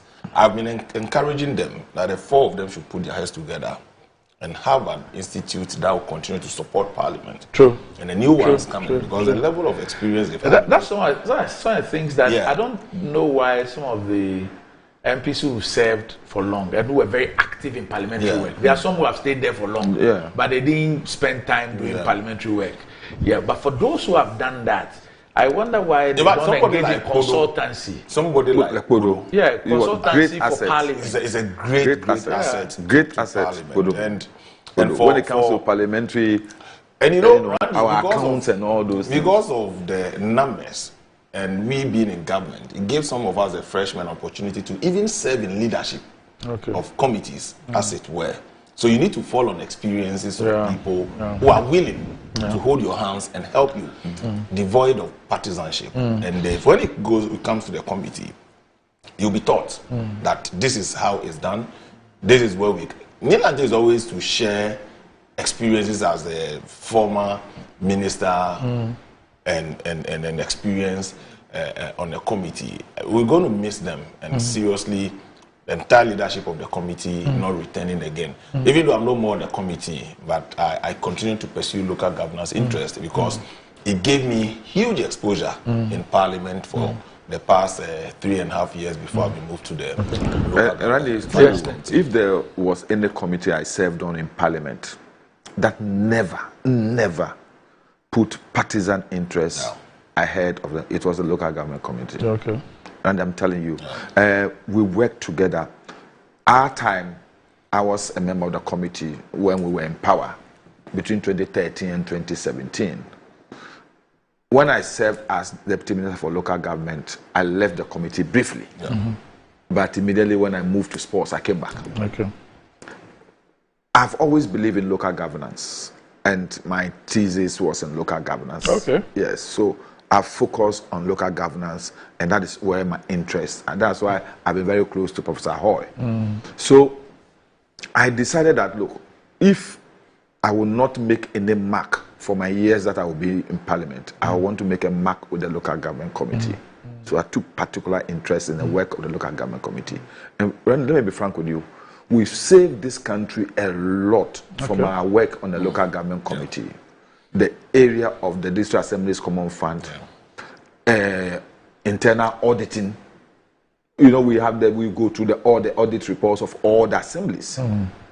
Even though Public Accounts Committee do all this work, what we do are the nitty-gritty, the internal audit itself before the Public Accounts Committee do its work. Does it start from the internal audit queries? Yes, queries. We handle the queries first.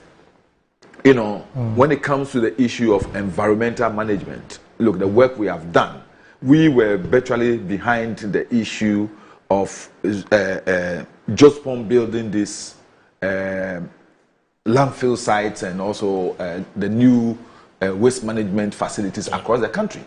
We virtually insisted because we saw the difficulties certain districts were having in the management of their waste, both liquid and solid waste. And we had to make an intervention.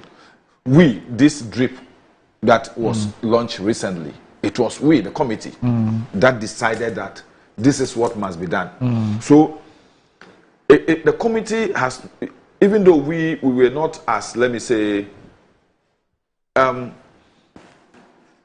not media friendly as others do with the little they do, we focused. And I have said that if there was any committee that Parliament has not treated well in my years in Paris, the local government committee. Randy, will you believe that? But for the recent trip we went to Kenya, that unfortunate trip, 2 other years, the local government committee is the only committee that did not get the opportunity of traveling outside. Because when we talk, they say, oh, you are a local government committee, go around the country, do this. That's all they do. But there are so many best practices out there. When we went to Kenya, the 2 days we spent with the Kenyan Committee on Local Government and Devolution. Ask Sly the sort of input we had. And we coming back on our report to Parliament, asking Parliament to make sure that we deepen our devolution and decentralization. It was the best thing that we had. Even though we had that bad experience, the knowledge we acquired within that short time was immense. But strangely, Kenya learned their local governance from us. Kenya, Uganda, Tanzania, all of them. But then they are far, far ahead of us. Even Rwanda, far, far ahead of us. The issue is that if Parliament will give a little bit more impetus to the work of the local government committee, it will help generally our governance, because they will be able to explore the decentralization better at the parliamentary level, and every aspect of the social economy that comes to Parliament, they will be able to probe into the nitty-gritty of the decentralization in that particular aspect. Because which aspect of our socio-economic life do not have decentralization? Which aspect? Transportation, roads, infrastructure. Sly is talking about all these things to be done in his constituency. Before the contractors and all these things will come in to do, they must get the assembly involved. Government cannot do any development in any part of the country without the interest of the district assembly, of the local assembly. So it is important that as a country we cherish local governance. Once we cherish local governance, it will help us. Look, we shall cut down on issues about corruption, issues about maladministration, and all this is that's happening in all parts of the country. But Randy, take this. You have a whole qualified engineer at the local level, no resources to construct even 1 kilometer of road. All they do... It's like he hasn't even got a pickup to be able to go around to do all inspection. They do is to supervise works being awarded at the central and write report. Mm. The districts should have a budget that can do projects at a certain level, so that the bigger ones is taken on by the central government. That is all the devolution is. So if you look at the budgetary allocation to the provinces or the local assemblies in Kenya, there's a whooping over 30, and they have a sharing formula, 30% of their national budget is sitting down there with them. So the people are held accountable. And that is why the call for election of MMDCs is apt. And I believe that all the political parties are drifting towards that direction. But it will be meaningless if you elect them without the resources for them to work, so that the local people will hold them accountable. Why are they holding MPs accountable to the things that should be done by the district and municipal assemblies? Somebody come to your house and tell you there's some heap of refuge somewhere, so he's coming to complain and report to the MP. Meanwhile, they will have driven past the municipal assembly and come to you. Why? It is because the MP that goes for election and interface with the community. But once the people know the government has divulged its functions and has accompanied that resources to the assembly, they are held accountable. So when you are elected to a term of 4 years, and your mandate is renewable by the hard work you put out there. So I think that you'll be looking at going to that extent. So for me, I think that we need to engage the void. Or when we went to Kenya, we're all clear in our minds that we need to change our local governance system, because it's supposed to be a bottom-down, a bottom-up approach of development. But today is a reverse. That even KVIPs are awarded from the money is going to most of the municipal assemblies over time don't have enough resources to be able to undertake basic economic activities in their I was looking at and then revenue generation. Look, there are assemblies that should be richer than ministry. Look at Accra Metropolitan Assembly. And we are losing money by the day. The commercial activity that happens within 24 hours is all money. But they depend on government. This is a common fund. If it doesn't come, then the assembly is in disarray.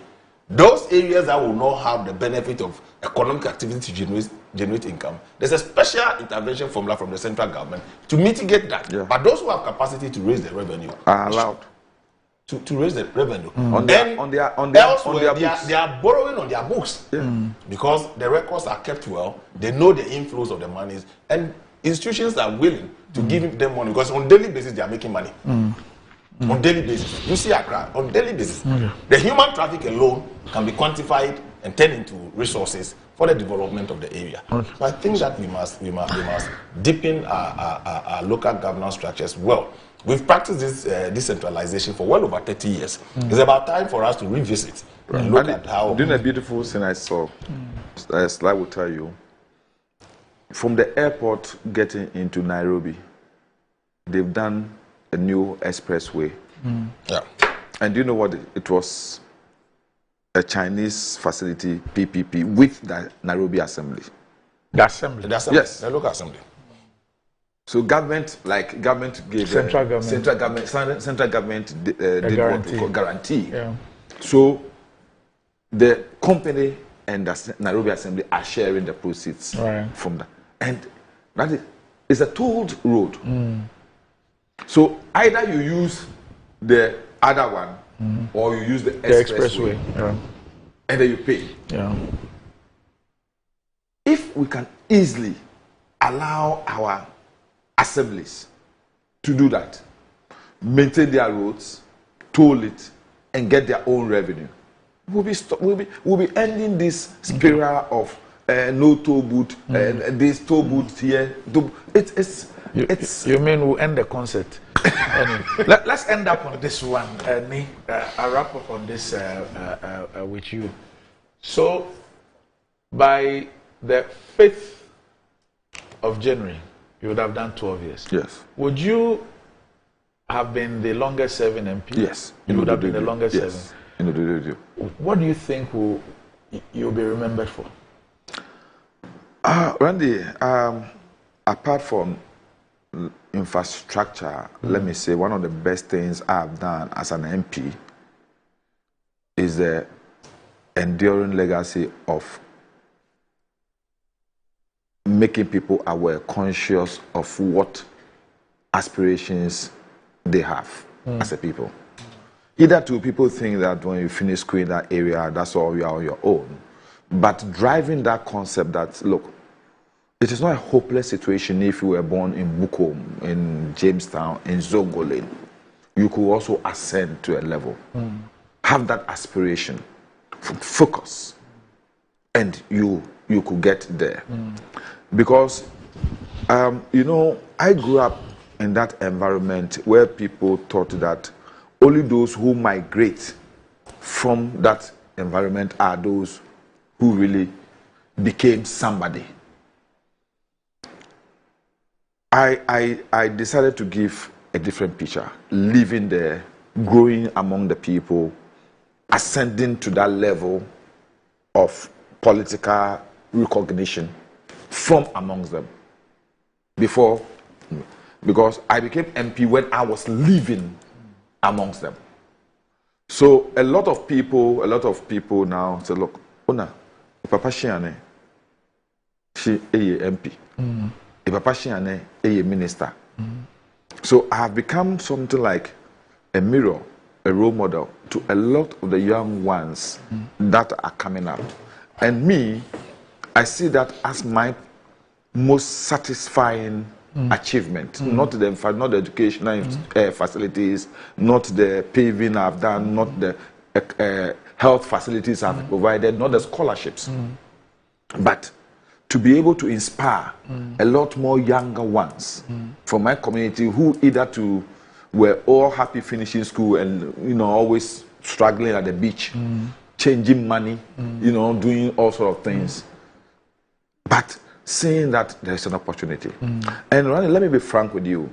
We're proud enough to say that within this short term, through the support I'll be able to provide for some of my young ones who either to have abandoned education, we'll be able to produce 5 lawyers, 17 doctors, medical doctors, and others in various sectors of our economy. And sometimes when they come to me and say, "You remember me?" I say, "Oh, no. I'm the one who was at UCC, you paid school fees for, and I went to..." One of the young guys from Atupai was selling graphic. Today, he's done his master's at the London School of Economics, Randy, and he's started his doctorate. And when I see those ones, I become so happy because either to, it's like everyone was on his own. You have to struggle to be able to, and I'm happy, you see, because Randy, I'm happy people like you, Ernest Thompson, like the names you have mentioned, Okojani, and all those who trace your roots to the place. But people were scared of coming back to the area because of the way sometimes the reception. I'm telling you, Okojani, for example, I've pulled him several times to come to Asene, Randy, to come to Asene, to come. And no, I'm Bajabu.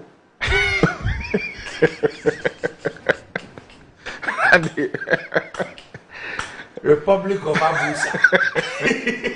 You understand?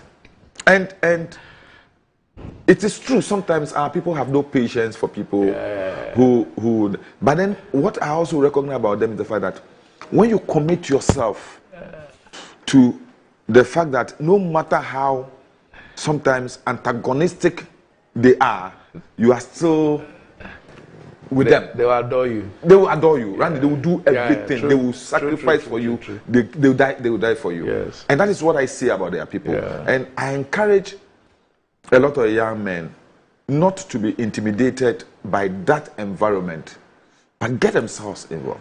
Get to the people, because when you get down to them, they embrace you and now listen to you and take advice you give them. Sure. It's difficult, Randy. One of the key issues, for example, let me not forget about this.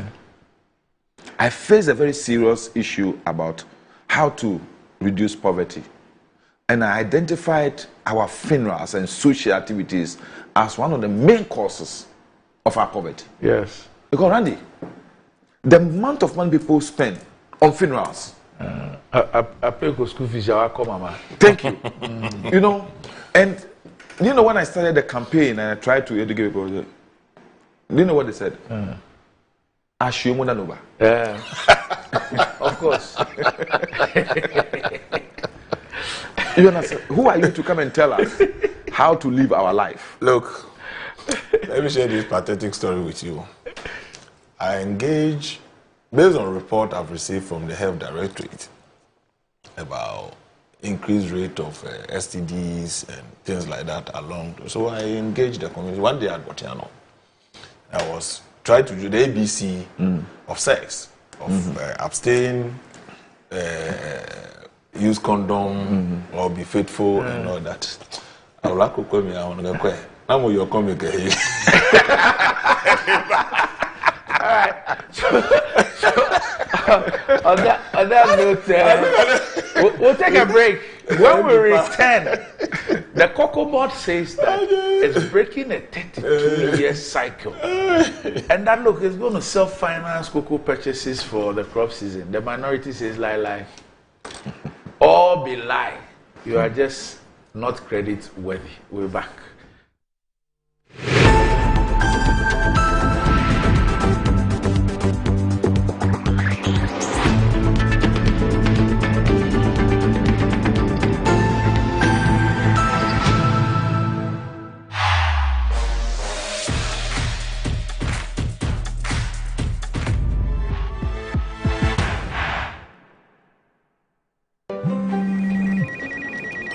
She's coming. She's coming.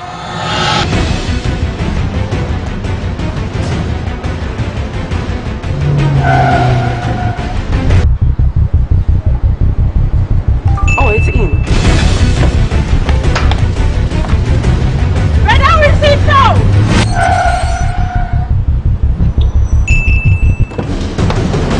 Boss, let's go back.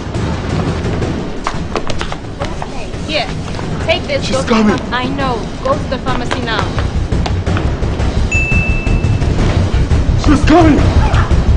Oh.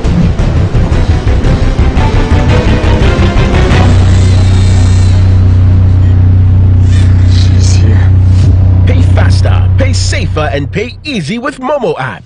Download now and pay with the QR code, merchant ID, and so much more.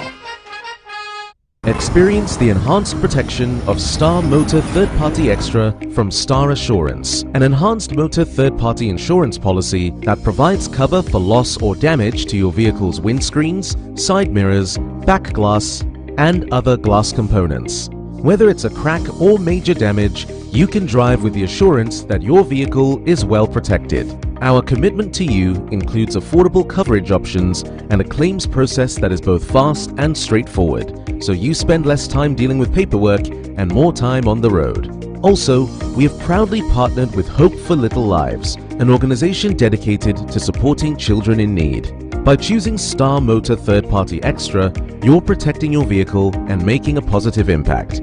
Every policy you buy helps bring joy and support to children in underserved communities.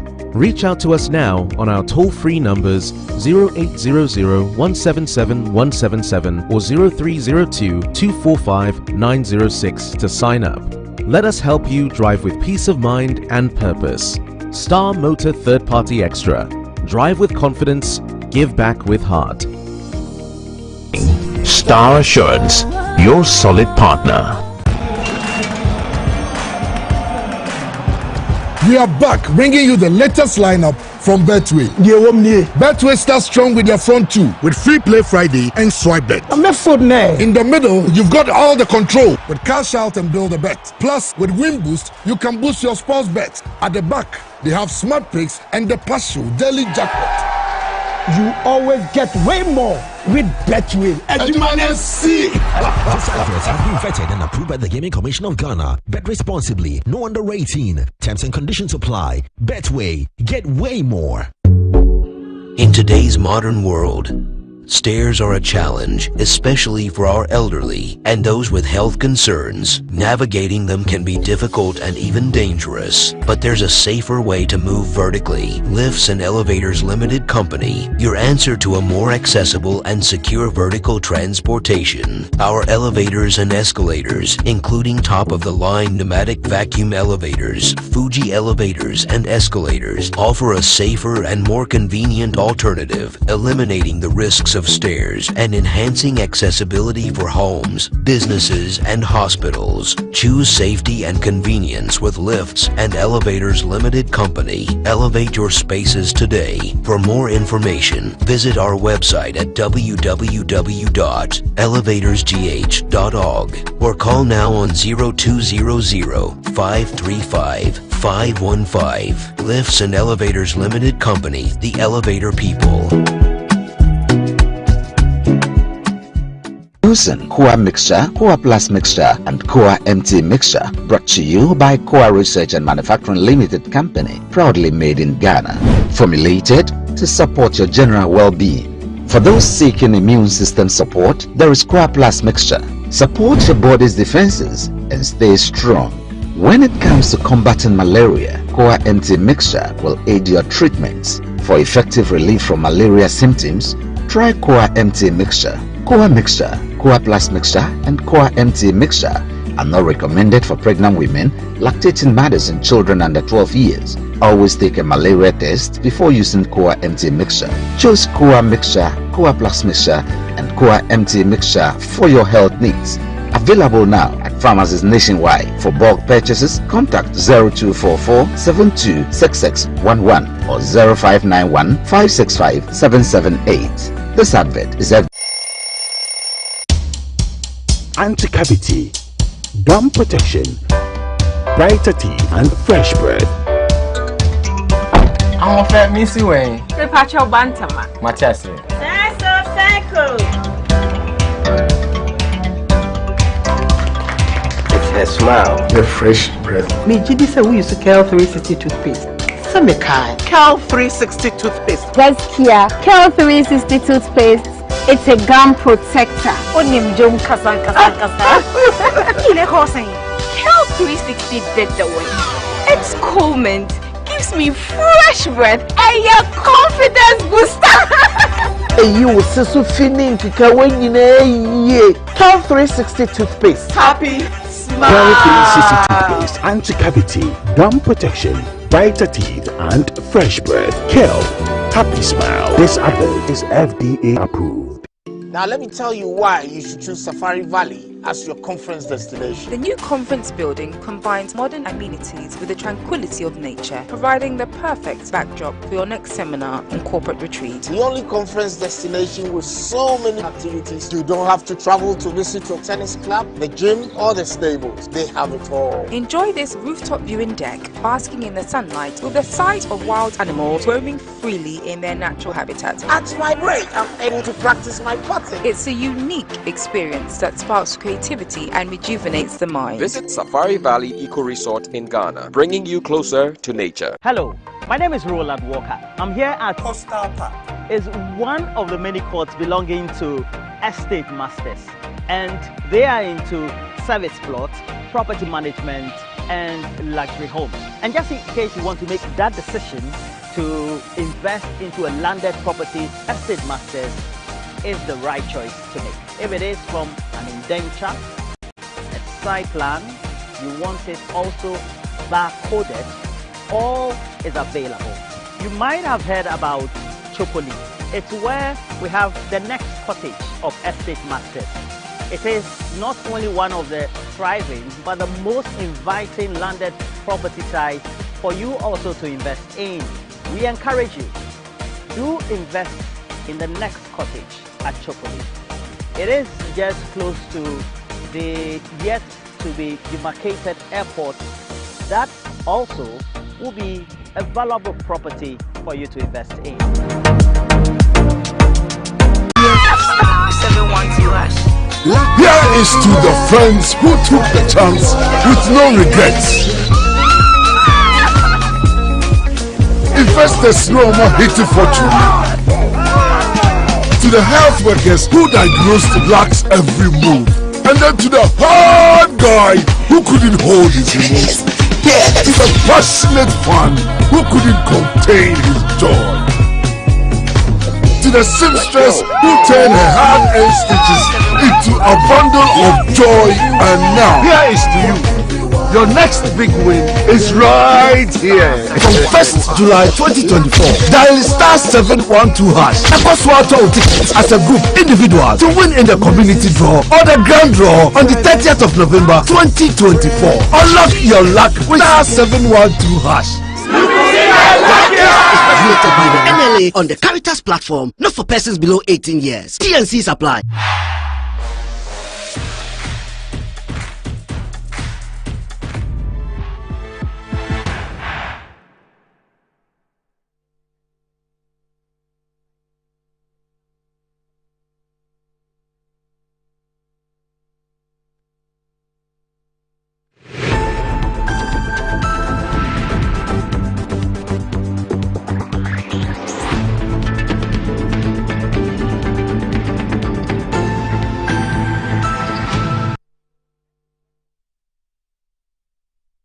If you just joined us, this is Good Morning Ghana live on Metro TV. Still me on the show. I have the Honorable Sylvester Tete and the Honorable Neilante van der Poy. But I also cool. That could somebody be big, but bedways cash out be bigger.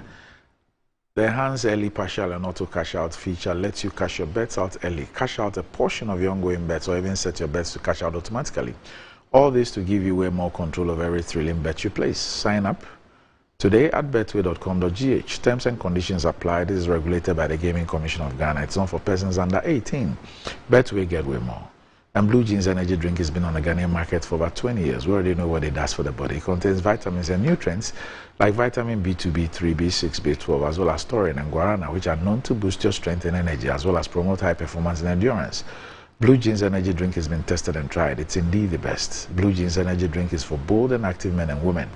So go on, grab a cold can and power your day. It's in shops nationwide. You can reach Budget Cash and Carry Limited on 0208 128 190 055 001 0000. All right. So, Deputy Information Minister Julius Yapetechi reports Center Spread Daily Graphic is also carried on the front. Center Spread Ghanaian Times is also carried on the front page of Daily Graphic that for the first time in 32 years, the Ghana Cocoa Board will finance the purchase of cocoa beans and its operations domestically. The decision effective the 2024-2025 cocoa season means it would finance the purchase of beans locally without the annual syndicated loan. Quote, after 32 years of going for loans offshore to buy cocoa beans, we have taken a bold step not to go for syndicated loan for the 2024-2025 cocoa season. Chief Executive of the Cocoa Board, Joseph Boahen Edu, told a news conference in Accra on Tuesday. Quote, we want to win ourselves off offshore funding and be self-financing. 32 years is enough to learn lessons, and we think it's time to win ourselves from offshore funding. The decision, he said, was not out of desperation or lack of investor interest in the syndicated loan. By financing the purchase domestically, Mr. Edu said Ghana would be saving $150 million in interest payments on the annual syndicated loan. Quote, we are looking for $1.5 billion this crop season, and looking at the interest rates last year, which were over 8%, plus the cost, it means that we can save more than $150 million by the decision not to go offshore. Asked what the funding source will be, Mr. Boahen said same would be communicated in due course. The upcoming cocoa season, which commences in September, that's next month, he said will be a turnaround year for the Cocoa Board, as he estimates to purchase 650,000 tons. And he said the welfare of the cocoa farmer and national interest remains the guiding principle of the Cocoa Board. And it says that they've implemented various initiatives to address the challenges derailing the growth of the cocoa sector. And he itemized interventions to include the cocoa rehabilitation program, which has seen more than 40,000 hectares of cocoa farms across the country, and the productivity enhancement programs like pruning, hand pollination, and mass cocoa spray, amongst others.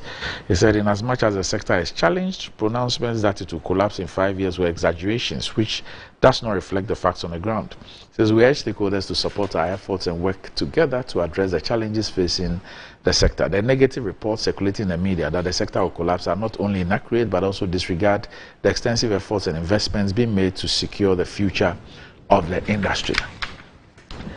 In a related development, the minority caucus in Parliament has issued a statement signed by the Honorable Kisla Tuforsin, Dr. Kisla Tuforsin, its leader. And it reads, for the first time in 32 years, international banks have rejected Ghana Cocoa Board's request for a prepayment loan to finance the purchase of cocoa.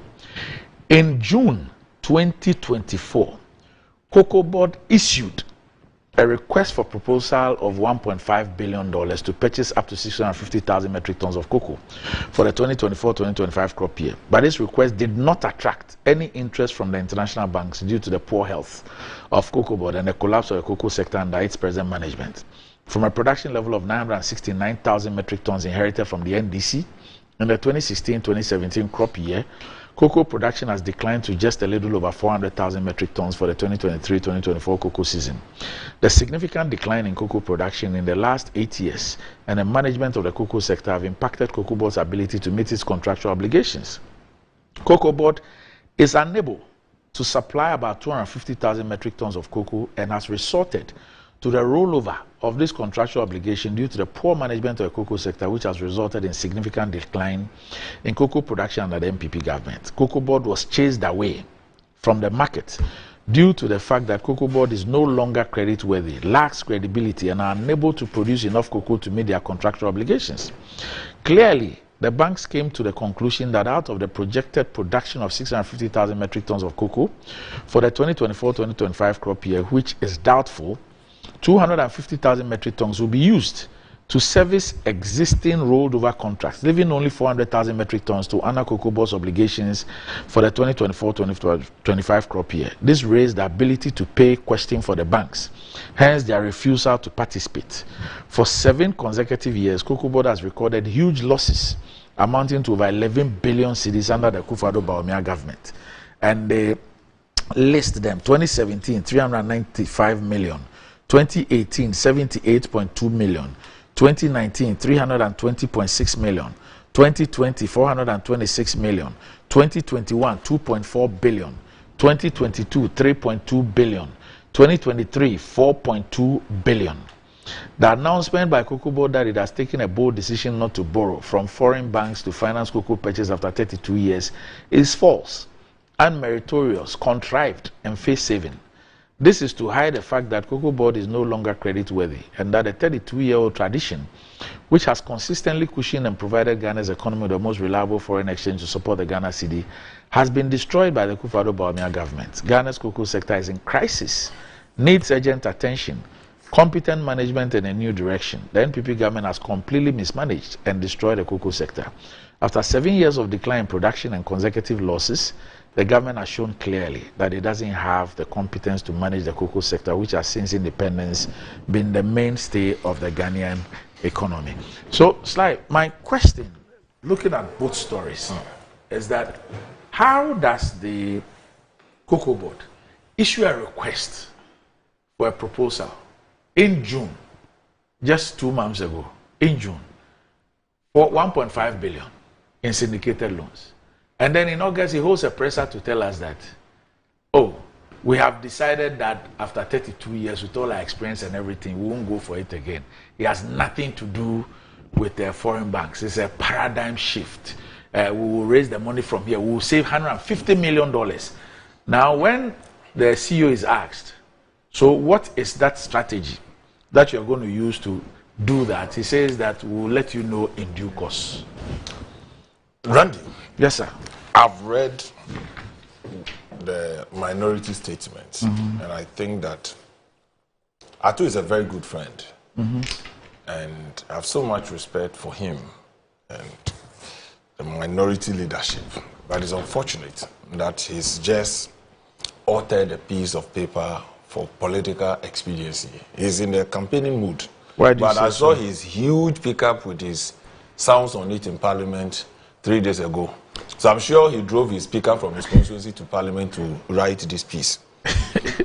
I'm sure he's in a campaign mood. It's nothing than a piece of propaganda. Why do you say that? Facts do not support the things they put out there. So for me, I think, Randy, we should be interested in the source of the financing, and we applaud Cocoa Board if they've been able to take this initiative and successfully do so. Randy, take it from me. The cocoa beans will be bought in this crop season. It will be bought at the rate announced for our farmers. It is also not true, the statement put out there by the minority, that we've had the losses for the last 8 years. There's no evidence to buttress that point they are making. The figures they put there are false.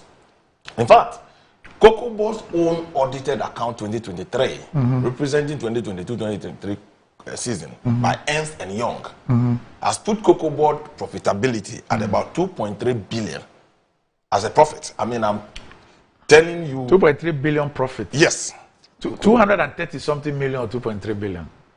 230 something million. Million. So it cannot... Please, I'm coming. Okay. I'm coming. So it is not true that they've made losses throughout the 8 years. Let me start by giving you this information. Randy, 2017 to 2022, we all know that there's a downward trend of the world cocoa prices. But government has kept the price. So to begin with, we all know that once you are paying 30% less, more than what is announced on the world market, you are going to incur some losses. How is that the case? It's the case. But just last year. No, it is just not. Last year. Please, government had to increase because the world market price has shot up. It is just last year. I'm telling you before then. We had 3 continuous years having to pay our farmers more than what we are paying in the world market. Where we're getting. So obviously, it is just to mitigate the global economic challenges, just to keep our farmers going and all that. So obviously, to begin with, it's a policy that you know that you have to make for the 30% losses you are making on the back of what you are paying your farmers, putting together all everything. So it was only last year that the prices were going up, that we have our farmers, you have to break even and all that. So it is not true. They just conceal this fact, and it should be clear to Ghanaians that this is what we've all benefited, and it's a policy that we've all followed through. Now, come to 2020-2021. They've also said that the production has declined for the past 7 or 8 years that the NPP is in power. Randy, the highest cocoa beans we've had in this country was recorded in 2020-2021 season. 1,045,000 metric tons. So why are they not reporting that? Check what they put out there. 1,045,000 metric tons. All they're saying is that you inherited 969. Yes, and I'm saying the highest, that was in 2016. You know, they're saying that in 2016, what you inherited was 969. Yes. And that it has come down to 400,000. No, look at the wording they put there.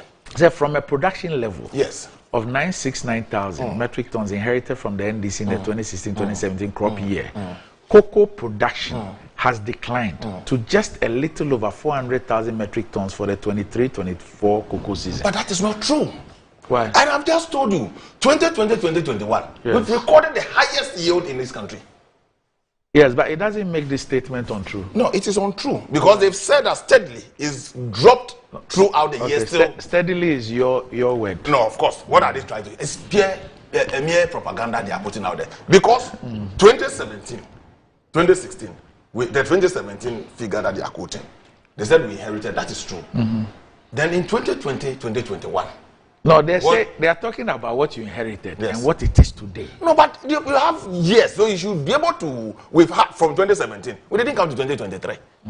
We came from 2017, 2018, 2019, 2020, 2021 till we are in 2023. Okay. So if you are kind enough, you want to be objective as you want us to believe you, you should have put the figures out there. You don't jump from 2017 and come and quote 2023. What has happened between these 7 years? What has happened between these 7 years? Throwing dust into the eyes of the people that we've done nothing, we've inherited 900 and something, and we've come down to you're failing to tell the good people of this country that the highest record was in 2020. But are we not at 400,000? Please, Randy. So you can even say and acknowledge that even though they inherited 9 something, they've moved on to 1 million plus. It's come down to this level, and let us explain what accounts for all this. Okay. And that means that you are objective, you are not doing partisan politics. Okay? So that's the point I'm trying to make. So it cannot be true. In fact, this same government you are castigating today has had the highest record. Why are we where we are today? It comes with its attendant issue. Randy, as I speak to you, over 67 hectares of farms had to go under rehabilitation, cutting down cocoa trees and rehabilitate all these farms for them, accounting for over 56,105 farmers who have suffered this. It will take time for them to rebound. We know this galamsey issue in cocoa growing areas. You know the cocoa CSSVD, that is the cocoa swollen short virus disease. We've reported this. It has impacted negatively on our cocoa production because we've taken a trajectory and we're realizing that these challenges that we are going to have, you need to cut down a number of cocoa farms. You don't cut cocoa farm today and expect the yield tomorrow. No, it is going to give us a booster. It's going to give us a higher return, even though we are suffering in this short period. So the interventions we put in place over the period, they should be able and be kind enough to report to Ghanaians. And the records are available. The records are available. Atu knows all this. That because we've cut this number of hectares of cocoa farms down and rehabilitating and rebuilding these farms, it will take a longer time for them to come back onto the yield. So there's nothing wrong to say that, yes, you started by this, you went to this far. These are the things that caused us to. So, Sly, how do you explain this? Let me ask you this. I'm coming. You are giving us reasons why we came to 400,000. Yes. Okay. So, and even the 400,000, the 400,000 they are saying is available. Look at what they wrote. What the MD explained, the CE explained. 250,000 is used to offset a previous debt. So in actual fact, it's not 400,000. That is what it means for you to be able to pay your debt, as it were. It is not the yield. No, the yield is going to be 400,000. It is not. No, so the 250,000 it is not. 250,000 out of what is expected for the 2024 crop season will be used. And then you have 400,000 left. No, so let me explain. So it is not to say that the expected yield is 400,000. Let me explain something to you. Just hold on. You have given us reasons why we have declined to... Yes, and that reason has been provided. Now, the same institution that engaged in all these measures that you are talking about, the hectares of farms and all those things, That's Cocoa Board, right? Yes. Okay. This same Cocoa Board, when they were doing the syndicated loan for 2023, do you know the forecast that they gave? The Cocoa Board that is engaged in all these things which you say resulted in the lower yield.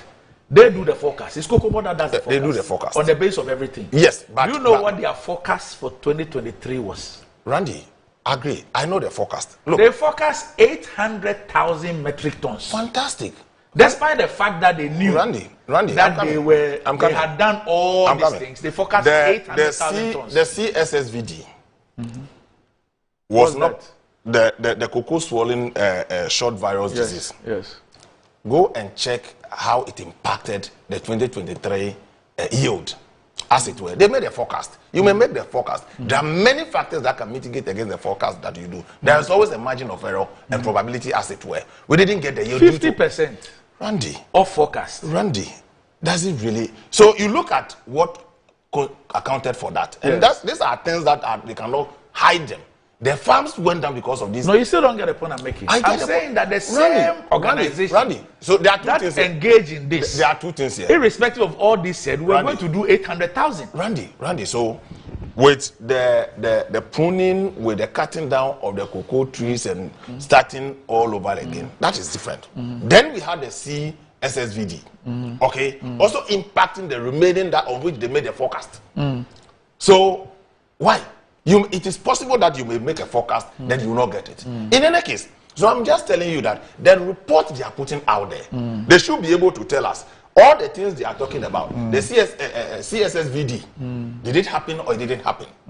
Are these 67 hectares of farms, are they cut down or they are not? Then you can look at the trajectory. So I'm saying that the report they are putting out, that we inherited 967 and we are now at 400,000, it is not accurate. Why is it not accurate? Are we not at 400,000? Randy, please. Yes. You can choose to play with words for purposes of politics. But what I'm saying is that it is the same government that has had the highest record of cocoa yield in this country. It is the same government that is rehabilitating 67 hectares of farms that is not going to come on stream anytime soon. It is the same government that is fighting the CSSVD virus that we are dealing with today. It is the same government that is putting in a lot of measures that will not get the returns today. So clearly, if you look at the forecast they made and the actual yield they had, that is problematic. So they put in intervention to get a yield because the agronomists and the farmers and the specialists there, they will make the projection. The number of farms we have, the health of the farms, depending on the weather and some other factors, we could get to this level. So if you don't get to it, that is fine. You go back to the drawing board and see what you can do better to get there. Come to syndication. Yes, we've been used to getting syndication, but Randy, look at the actual cost. Do you know the banking sector cleanup and the health of the local banks today in terms of profitability? If you can have a number of Ghanaian banks to put together a facility for you to get the say 1.5 billion you are looking for, hallelujah. It is because it did that too for all these years. We've not had local banks put together to be able to syndicate for our farmers in this country. So if the records and the books are showing that you'll be able to get the money here locally. Because don't forget, the exchange rate differentials that we have to pay for this, if we calculate it, then you realize that we are better off. But we earn dollars when we sell. You may earn dollars, as it were. But of course, you have to. And we pay farmers in cities. You pay farmers in cities. But if you look at how much percentage you pay farmers and all that, there are exchange rate differentials you have to pay. Because today, you have to calculate the volume of cocoa you buy as the exchange rate and you pay them. So if you can get the syndication locally, are we threatened by not getting money to buy our cocoa? No. We all know. Why do you say no? We are not threatened. Why do you say they no? haven't said so. Yeah, but they haven't all said I'm so. saying is that. So is it we are used to getting. No, just hold on. No, so they are telling you. No, Cocoa Board is telling you that for 32 years we've been going to the foreign market to get loan to buy cocoa. Today, we are not going to the foreign market. We are going to get money locally. It means something. Okay, so hold on. So I'm saying, just wait and ask the right question. Hold on. I'm just don't saying make it that, look like it's a worse situation. I'm saying that first of all, if Cocoa Board were the property, property or inheritance of the people who are running Cocoa Board, we can't ask any questions. And what they say, just hold on. What they say is their issue. But Cocoa Board is the property of the Republic of Ghana. Fantastic. All of us have an interest. Fantastic. If you have sent proposals out there, and I'm going to show you one of the proposals that Cocoa Board sent out. As at March, you were sending proposals out up to June for syndicated loan. You did that, which means that what your program, your plan and everything was to syndicate. Yes. And you took steps to engage in that syndication. What is it that happened for which reason you changed your mind? So, and if you have changed your mind and you say that you're going to do it locally, shouldn't you tell us how you're going to do it? Fortunately, that's a very legitimate question. A journalist asked the question. And then you said that in due course, you will let us know. Yes. And the season starts in September. So what is it about the syndication? Because you set out for this crop season, your strategy was to syndicate. And you put out the proposals. What is it that happened? For which reason you've decided that you won't do it again? So, Randy, until you are briefed, these are legitimate questions to ask. That how are you going to fund it locally? Let us know the terms and all that. You compare with the terms you are getting. Look, I can tell you, because of the drop in yield, foreign financiers and all that, they are concerned. So clearly, if you think that the rate they are giving you, because of the risk factors, it will be higher than what you get locally. I mean, it's financial So tell us. Yes, that is why I'm saying that. Tell us that is it. Don't come you and create the impression you that don't alter a propaganda piece. No, I'm saying you don't alter a propaganda piece and run with it. No. So Randy, don't go and hold a press conference and create the impression that there is some ingenuity at play and you want to go. Randy, you want to go past some 32-year thing. Randy, isn't it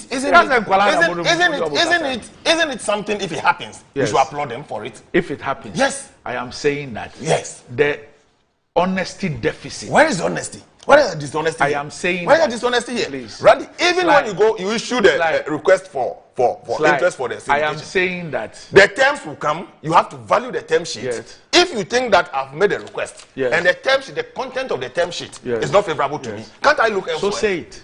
Can't I look elsewhere? So say wait, in due course it will come. And you've not. So why did they hold a press conference?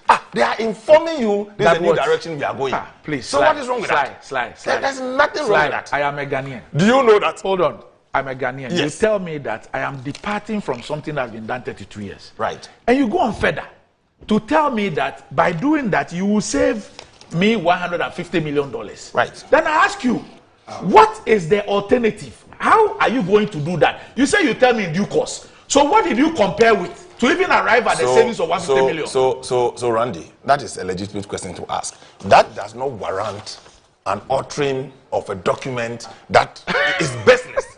It has no facts. They are not telling us. They just churn out figures. But what I'm saying is that look, legitimate question. The minority statement gives us more facts than the press what conference. Facts? They have never given you any facts. The fact that X was inherited. The fact that Y is Randy, where we are. When you keep the fact that there were proposals for syndication.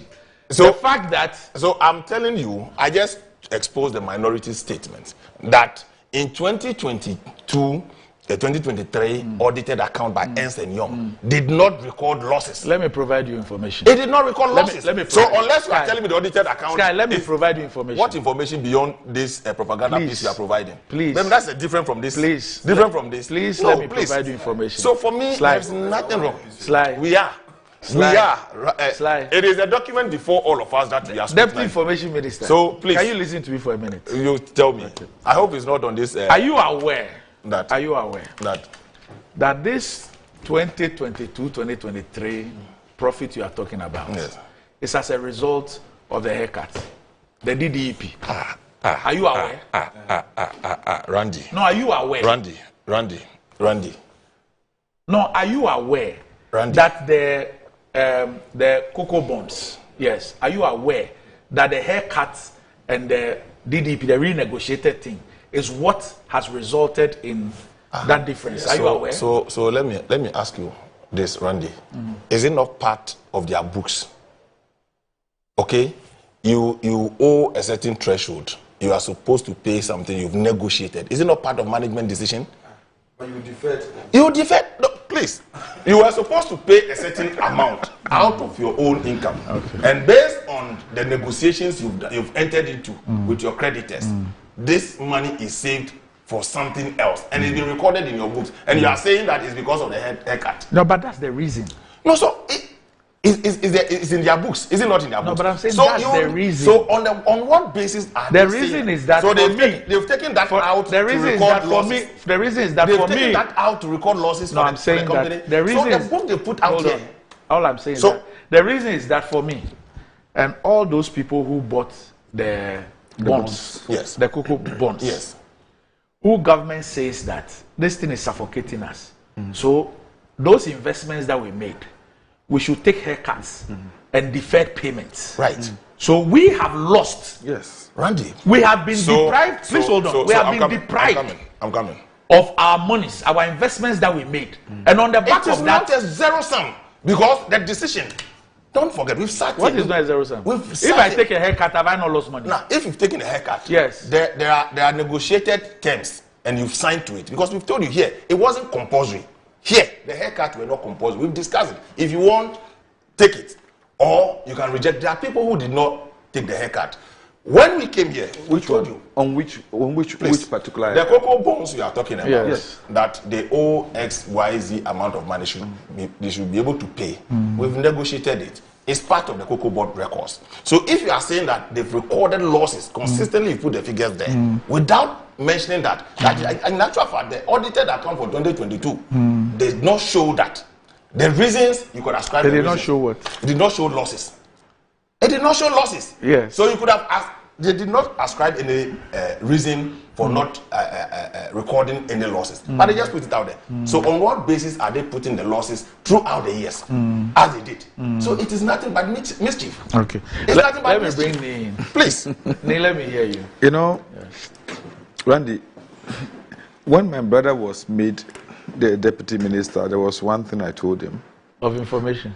Yes, I told him that he has a Herculean task because he's been given a responsibility to defend the indefensible. Is it that everything, tone, demeanor, everything has changed from the previous discussion? No.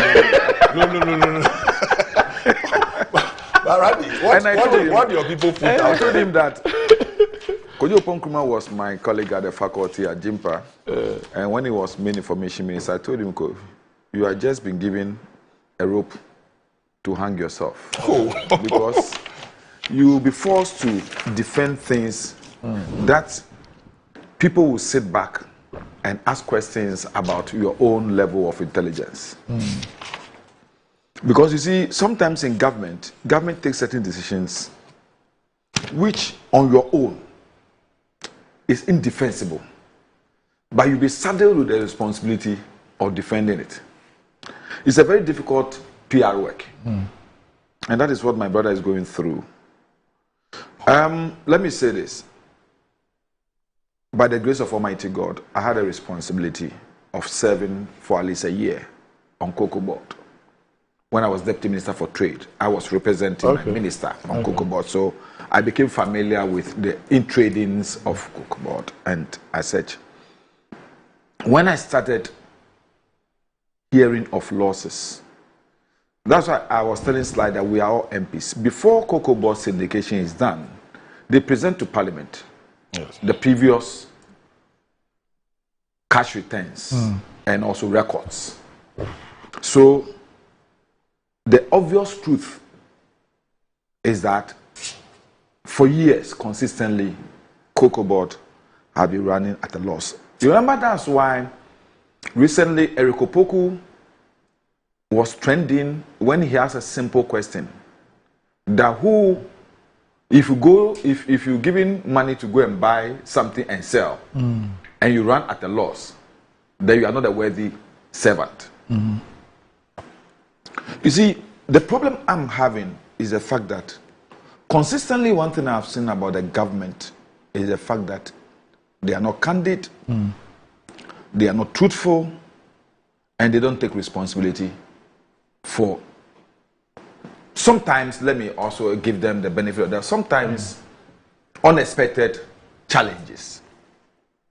But it's only fair, like you said, that in communication, the difficult situations are the things that you have to explain and get the sympathy from people who listen to you. 2.3 billion.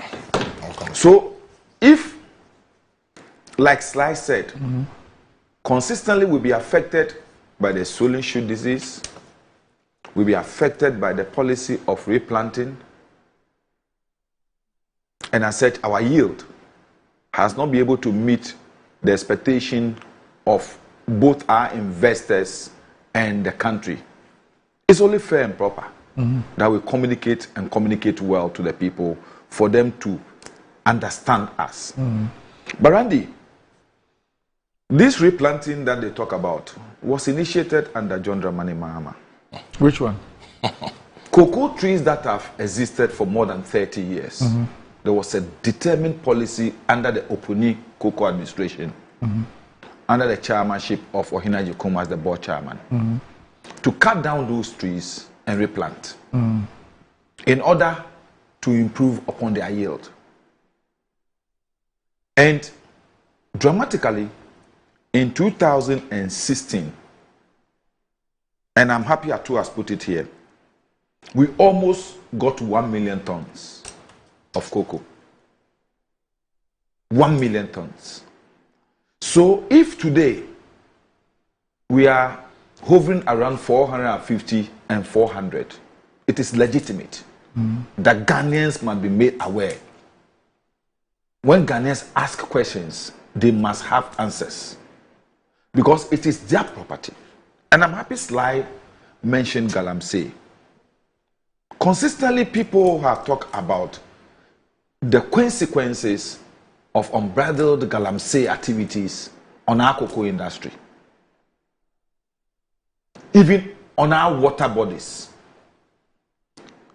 So, when a government elected by the people have seen consistently that there are dwindling fortunes when it comes to our cocoa production as a result of this activity, and government irresponsibly do not take a decisive action to prevent that from going on, then the government cannot turn back and use it as an excuse for not being able to achieve targets. This swollen shoot disease is not a recent occurrence. It has happened so many times.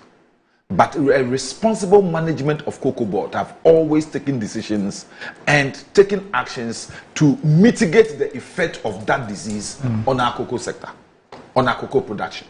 It's always been there. So that can also not be an excuse.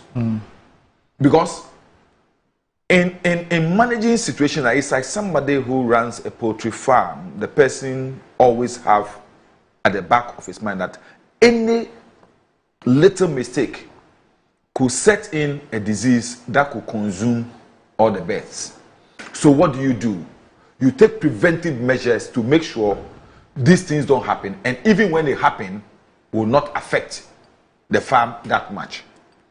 So Cocoa Board today cannot really use the occurrence of swollen shoot as an excuse for the low production. What clearly is the case is that Cocoa Board has not been managed well in recent times.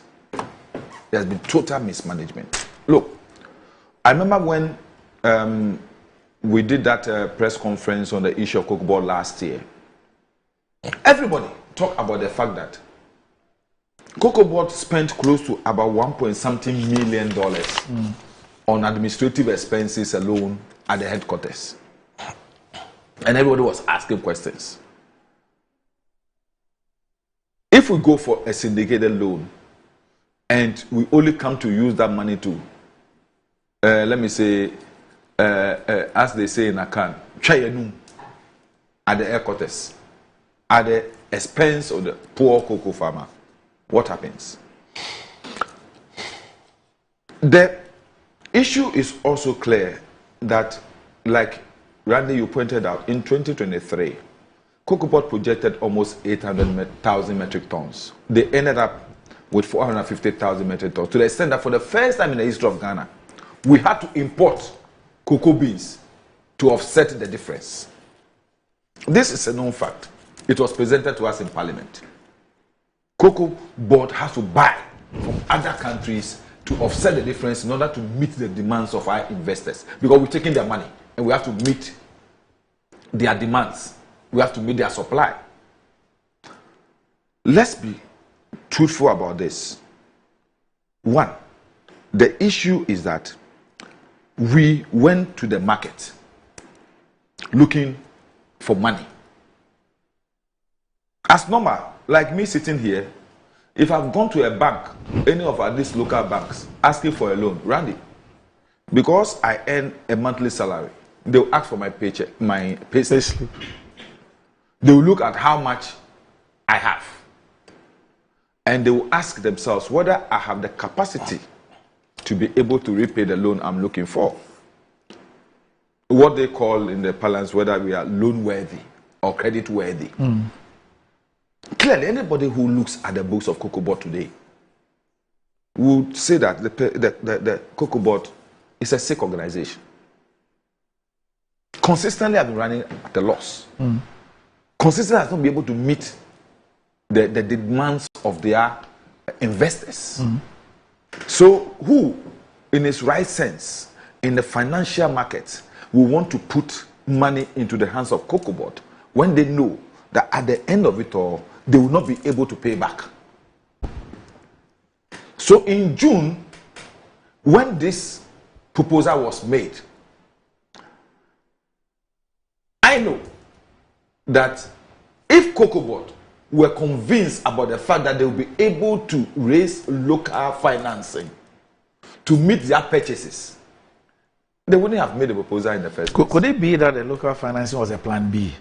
Believing that they could have problems with the plan A. Randy, so once the plan A is not gone through, they're resorting to the plan B. Possibly.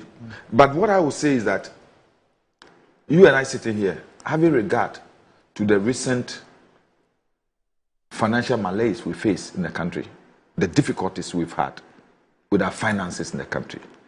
We have situations where basic things, the government is unable to raise funding to meet those expectations.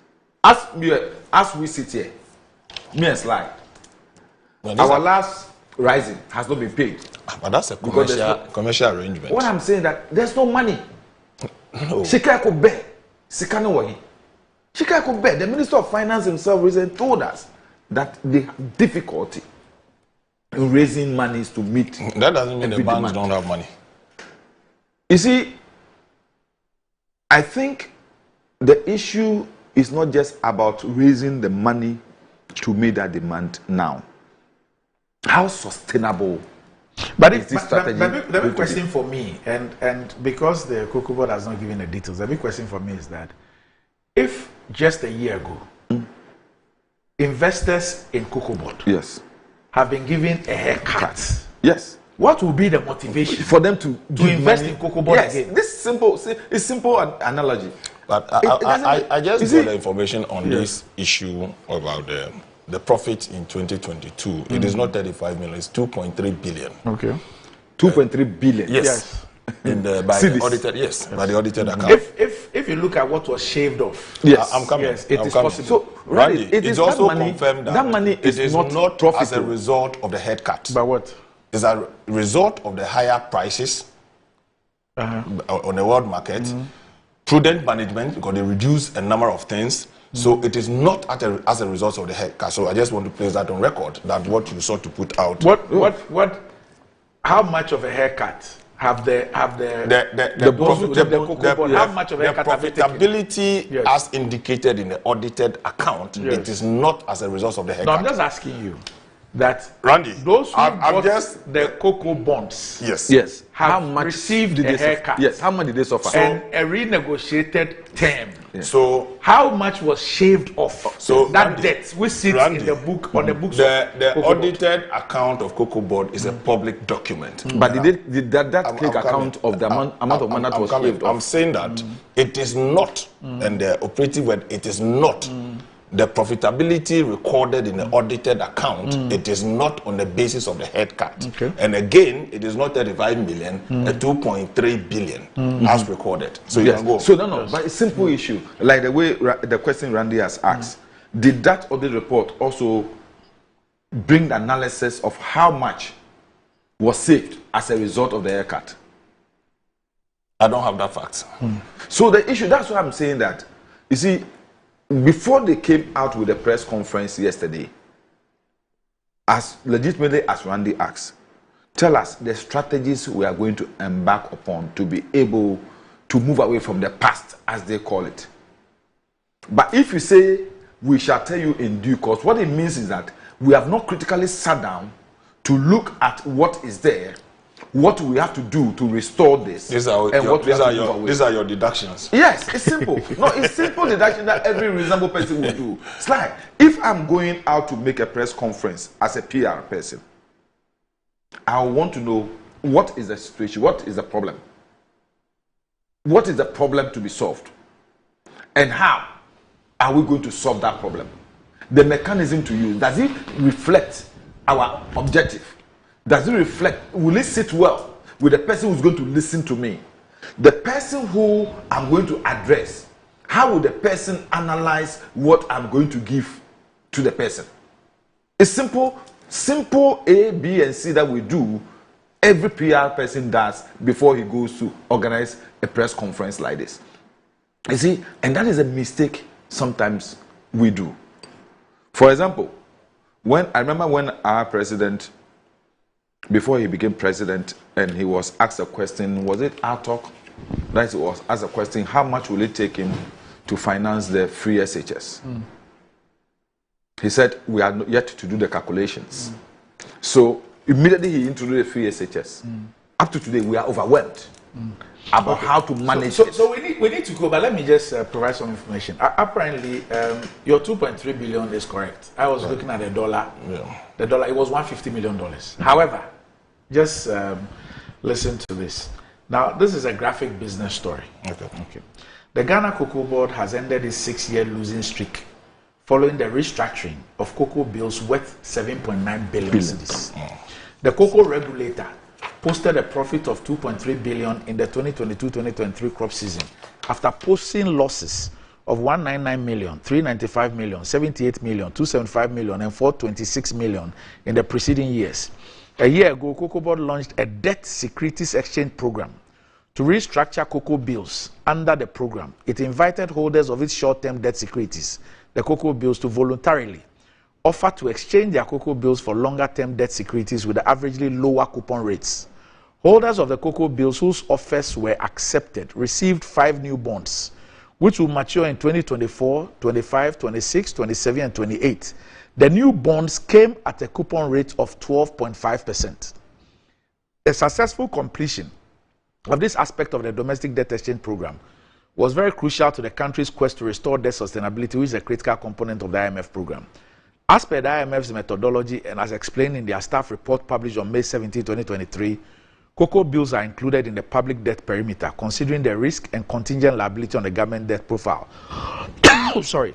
The IMF/World Bank debt sustainability analysis has demonstrated unequivocally that Ghana is faced with a significant financing gap over the coming years, and that the country's public debt, including Cocoa Board's cocoa bills, is unsustainable.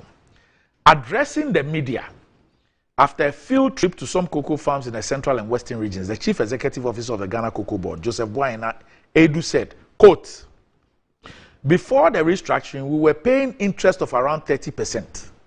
However, with the restructuring, the coupon rates have reduced to 12.5%. So there is a haircut on interest of 17.5%. So that's it. Yes. So that's if you compute the 17.5 into value, yes, it's giving us close to almost the 7.2. So first of all, I mean, for all those that were due, they will now be due from 2024. And then it's dropped from 30%. There's a reduction of the interest from 30% to Randy, so you see here. So you see Randy, let me point here. So if report on 2023, Randy, with that loss they recorded in their press statement, it cannot be factually correct. No, It is not. Randy, so now you thrown 7.2 out figures and you're Sly expecting us says to go. Cocoa Board made a profit of 3.2. 2.3 billion. 2.3. Yes. It's $150 million. So thank you. And what did we say?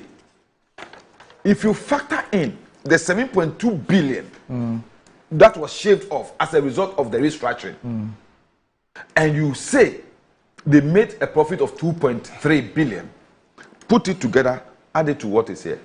No, but it doesn't work. It's a a financial debt year. you have postponed. No. It's a debt you have postponed. No, uncle. Okay, we need to go. Yeah, I don't understand. We need to go. But let me also say this, that Sly. He made a statement that today, and you defend the interest mismanaged. But Randy, you have from 2017 to 2021 where you are paying much more to your farmers. In fact, than because what you are increasing more. You are earning. And you are how? No, of course. 30%. We need to go. We'll continue later. We don't pay the farmers 100%. Our conversation will be no, but what you are paying them based on the money you.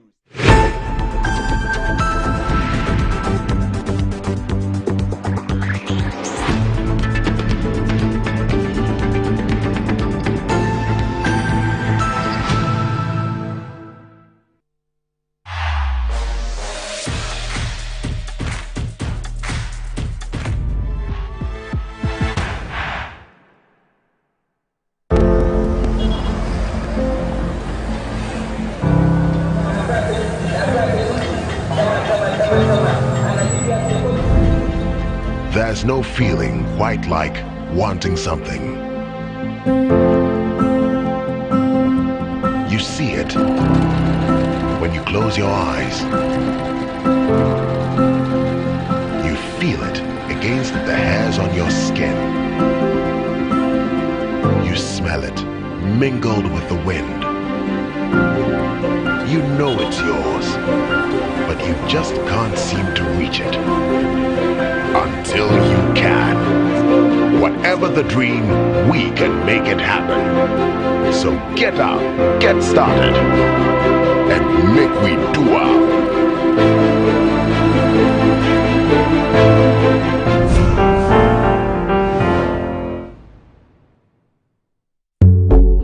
In today's modern world, stairs are a challenge, especially for our elderly and those with health concerns. Navigating them can be difficult and even dangerous, but there's a safer way to move vertically. Lifts and Elevators Limited Company, your answer to a more accessible and secure vertical transportation. Our elevators and escalators, including top-of-the-line pneumatic vacuum elevators, Fuji elevators and escalators, offer a safer and more convenient alternative, eliminating the risks of stairs and enhancing accessibility for homes, businesses, and hospitals. Choose safety and convenience with Lifts and Elevators Limited Company. Elevate your spaces today. For more information, visit our website at www.elevatorsgh.org or call now on 0200-535-515. Lifts and Elevators Limited Company, the elevator people.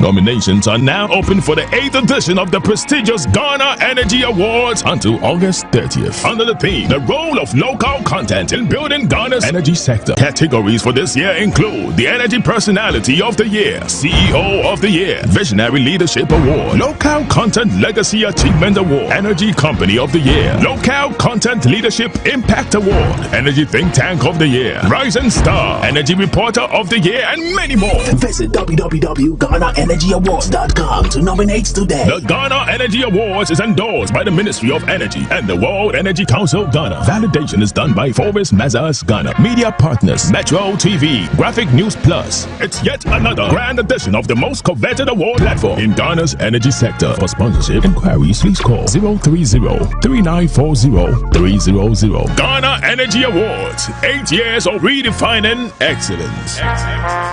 The luckiest. Star 712 hash. Luck is everywhere. For everyone. Lakwaha, it's my missing opportunity to be the luckiest.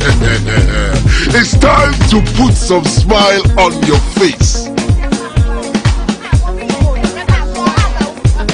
Still asking what luck means? At Luckiest, we believe it's more than just chance. It's joy waiting to happen. Let's go. Dial *712#. Now password your tickets not as a group, individual and as a community. Now participating in the Luckiest from the 1st of July 2024. Grand draw near 30th November 2024. Luck is everywhere with the Luckiest. The Luckiest is regulated by the NLA on the Caritas platform and is not for persons below 18 years. Terms and conditions apply.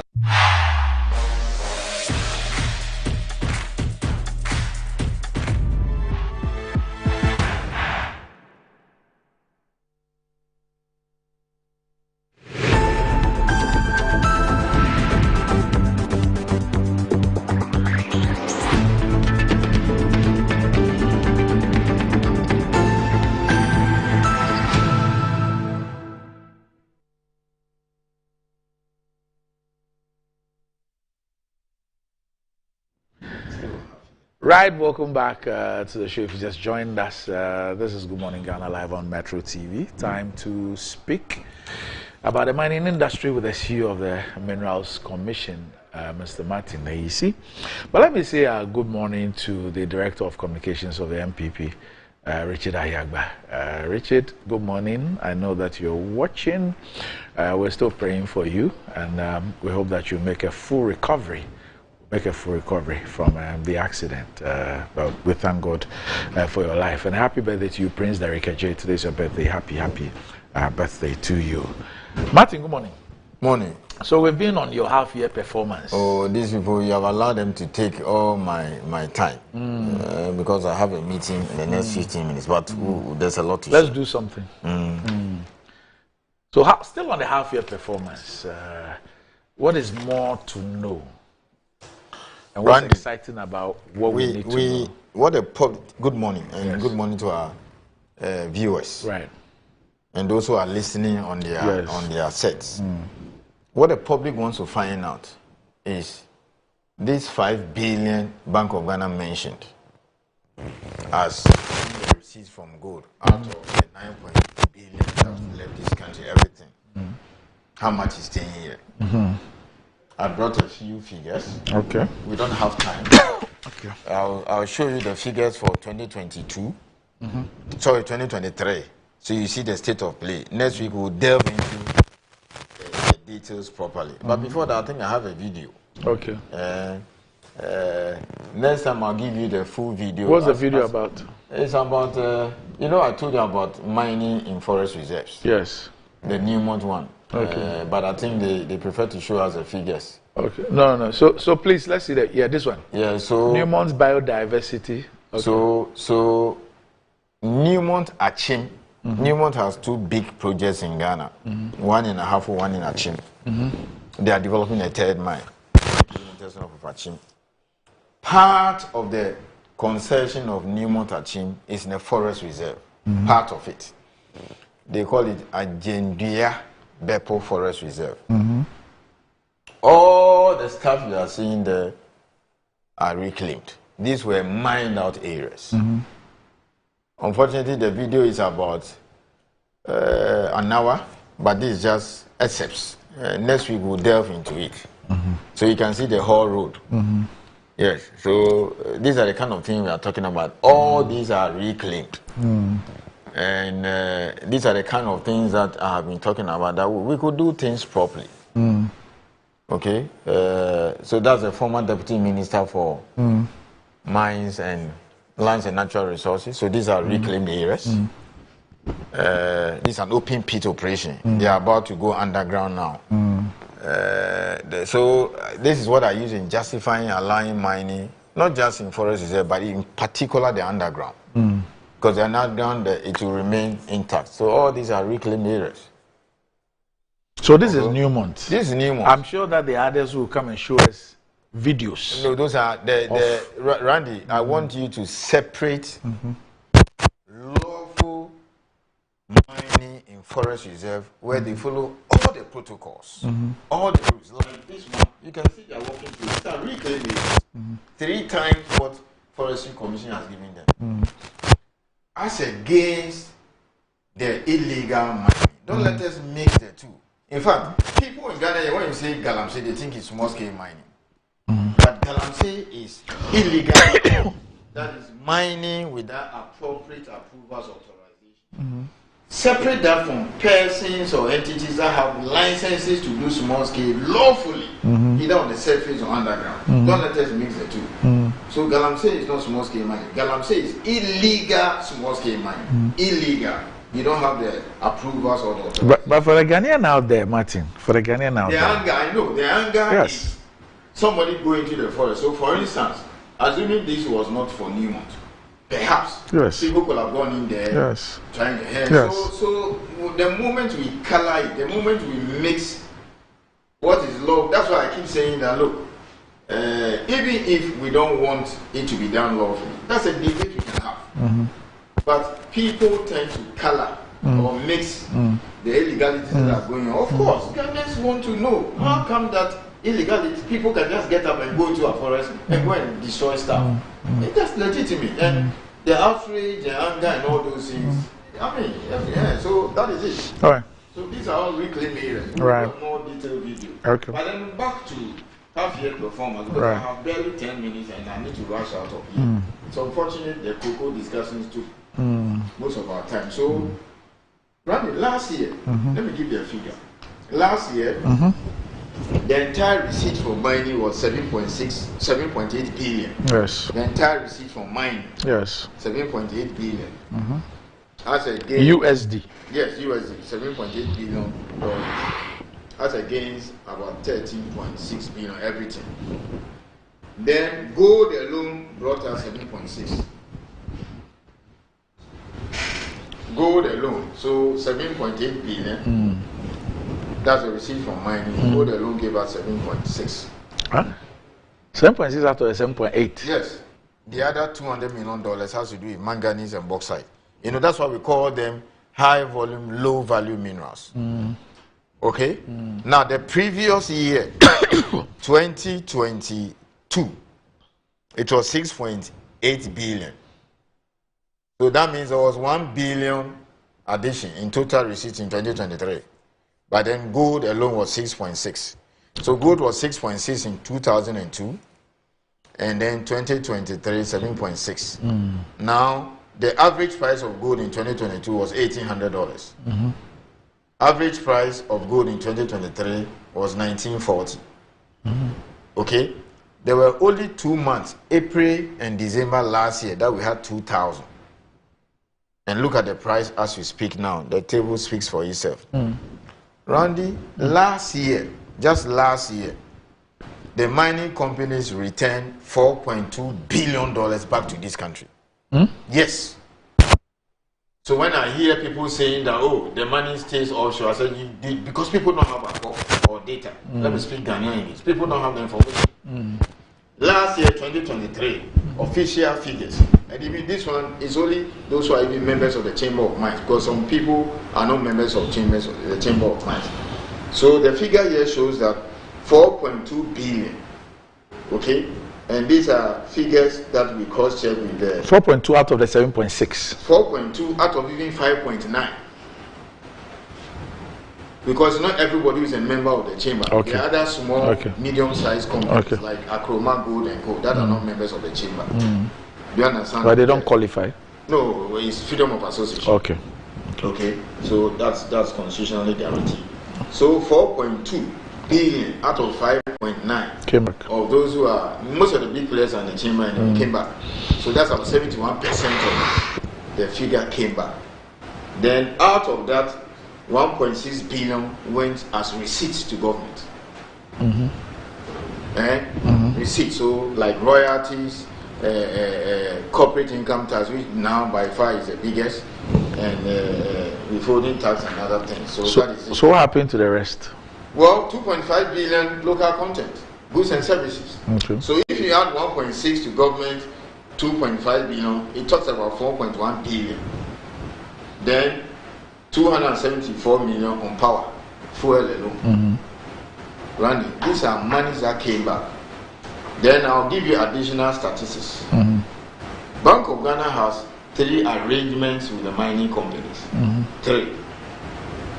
They have this, they call it mandatory surrender, where if the mining companies bring the money, part of their money is given to Bank of Ghana, and then they take cedis. In 2023, Bank of Ghana got $784 million. They'll give them the dollars. So that's about 10%. Yes, and they'll give them the cedis. That's about 10%. Yes. Then the second category, where if the mining companies want to dispose of any dollar, Bank of Ghana has a right to purchase it first, before anybody. Last year, $716 million. So they're giving us the dollar and we're giving you cedis. And then we're buying any forest you want to give. 1.5 billion. 1.5 billion. Do you understand that? That's the second arrangement. The third arrangement is a purchase of gold. So in 2022, Bank of Ghana bought 93,799. So if you like, roughly 94,000 ounces of gold. Last year, which value is? Let's multiply it by 1,800 if you like. Okay. Last year they bought 447,492. So roughly, if you like, 450,000 ounces. Multiply it by an average price of 1940. So it means that even if Bank of Ghana wants to sell, even what do you call it? This 447. This is the one they purchased last year alone. That's a lot of money because last year the average price of 1940. Now the average price of gold right now, as we speak, is about 2,500. So it means that Bank of Ghana can make like $600 on an ounce if they want to sell their gold. But of course, we use it to ensure our reserves. So these are the facts that people don't have. Because was it 2-3 days ago, or was it yesterday? One Dr. Tia, one of the banking experts, called in and was saying that we get so much remittances and that billions have been exported in gold. The state only got about 800 million. And I thought that the likes of him need this kind of information. How many people in Ghana know that out of 71% of the receipts were returned to this country? So if $4.2 billion was returned by the mining companies back into this country, and the Bank of Ghana is telling us, that is 2023, and the Bank of Ghana is telling us that our total export last year was about 13.6 billion. It means that a third of our foreign exchange receipts came from this money. At first, Bank of Ghana used to give the what do you call it, the commercial banks these dollars and that kind of thing. So the companies return the money to the central bank and the commercial banks. So you can see what gold is doing to this economy. Things will have been very different. So if these are just 2023 figures, you can imagine the figures for 2024, where half year alone we have done 5 billion. I have a few here, I'll mention them, and then I'll wrap up. Next week I'll give the fine details because I have a meeting fixed at 11 o'clock. Maybe I have to protest that next time you end them at 10 o'clock because they get more time. A few figures and you see something interesting. So for example, if you take, because you are interested in knowing the impact of all this in the economy. So that is the impact for 2023. $4.2 billion, that is 71% of the receipts were returned to this country. So the small difference that stayed outside were primarily to pay for equipment that we don't manufacture here. You understand that? They are also meant to service loans. So Randy, it means that if we were manufacturing inputs here like South Africa do, if we are raising money here locally, everything will come back. That's what it means. Yep. So it means that the future for us when it comes to mining is to encourage local manufacture of the various inputs we use. Do you understand that? And one is quite straightforward, the mining financing that I'm talking about. I'm quite proud that one company could raise $180 million locally. So it means that the more money you raise locally, either through various pension funds and then what do you call it, stock exchange and all those things, the less you have to take out. Because if you're taking the money out, you only charge withholding taxes. And then that ends it there.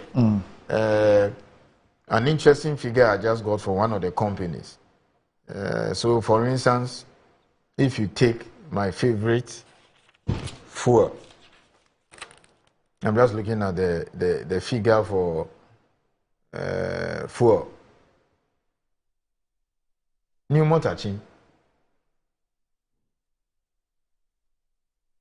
And then that of Ahafo. You will see local spend alone about $41 million. So half year, just Newmont. That's the amount of money they spent. And then if you take fuel, that's about 14 million. So there's a lot of money that is being kept here locally.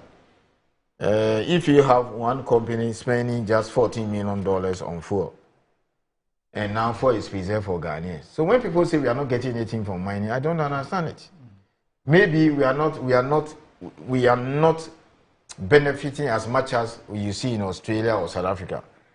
One thing about South Africa is that they manufacture many of their inputs locally. So unfortunately today we didn't have much time, but then those are the 2022 figures. Next week I'll bring the table so that you see it in proper perspective. It's quite interesting what mining is doing for this economy. So that is it. In 2022, small scale was 17.6% of total production. It jumped to 27.7%, and half year you are talking about 42%.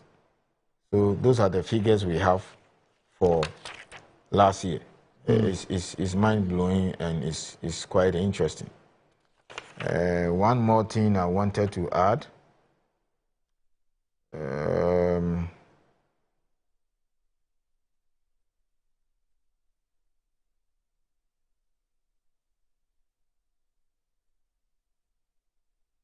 If you take half year for one of the mining companies, they have spent about $126 million, roughly 127. That is 126 million, 126.7. And then locally they spent 126.2. So there's this 400 million that they imported. So what the research we do at Mincom is just to make sure that many of the things that they file with us that they import, we keep them locally. So it's quite interesting. I foresee exciting times this year. 2022 export was 3.8 million ounces. Last year 4.1. And this year we might do 5 million. 5 million? Yes, of gold. And we are likely to cross 10 billion. So that my 10 billion perhaps is just the lower limit. And is it because of new mines or expansion to existing mines? Four things. Okay. The high price, which is by far the key determinant. So that is making the companies expand? No, that's number one. And high price means that you make more money. Because if you're selling an ounce last year, I was just looking at the ounces because you said that there's an increase in the ounces. I'm leading you to the certain direction. Last year, the average price of gold the whole year was 1940. 2022 is 1800, except April and December, which was around 2000. As we speak, the price of gold is 2,500. You understand? So when the price is high, that means that they make more money. Yes. Okay. Yes. So that is it. Then grades that they couldn't produce. It means that last year, if it was costing a particular company, let's say it will have cost a particular company $2,000 an ounce to produce a particular grade. Now, for which reason? Now they can do it and even make $400-500 on it. Which makes last sense. year they couldn't do it. They could only stockpile. Okay, so it means that if he's producing low grades now, his production will go up. So if he was doing, let's say, 200,000 ounces, he may now do 250 or 300 because now he can produce the low grades. Then there are new ones that are... So help me with something.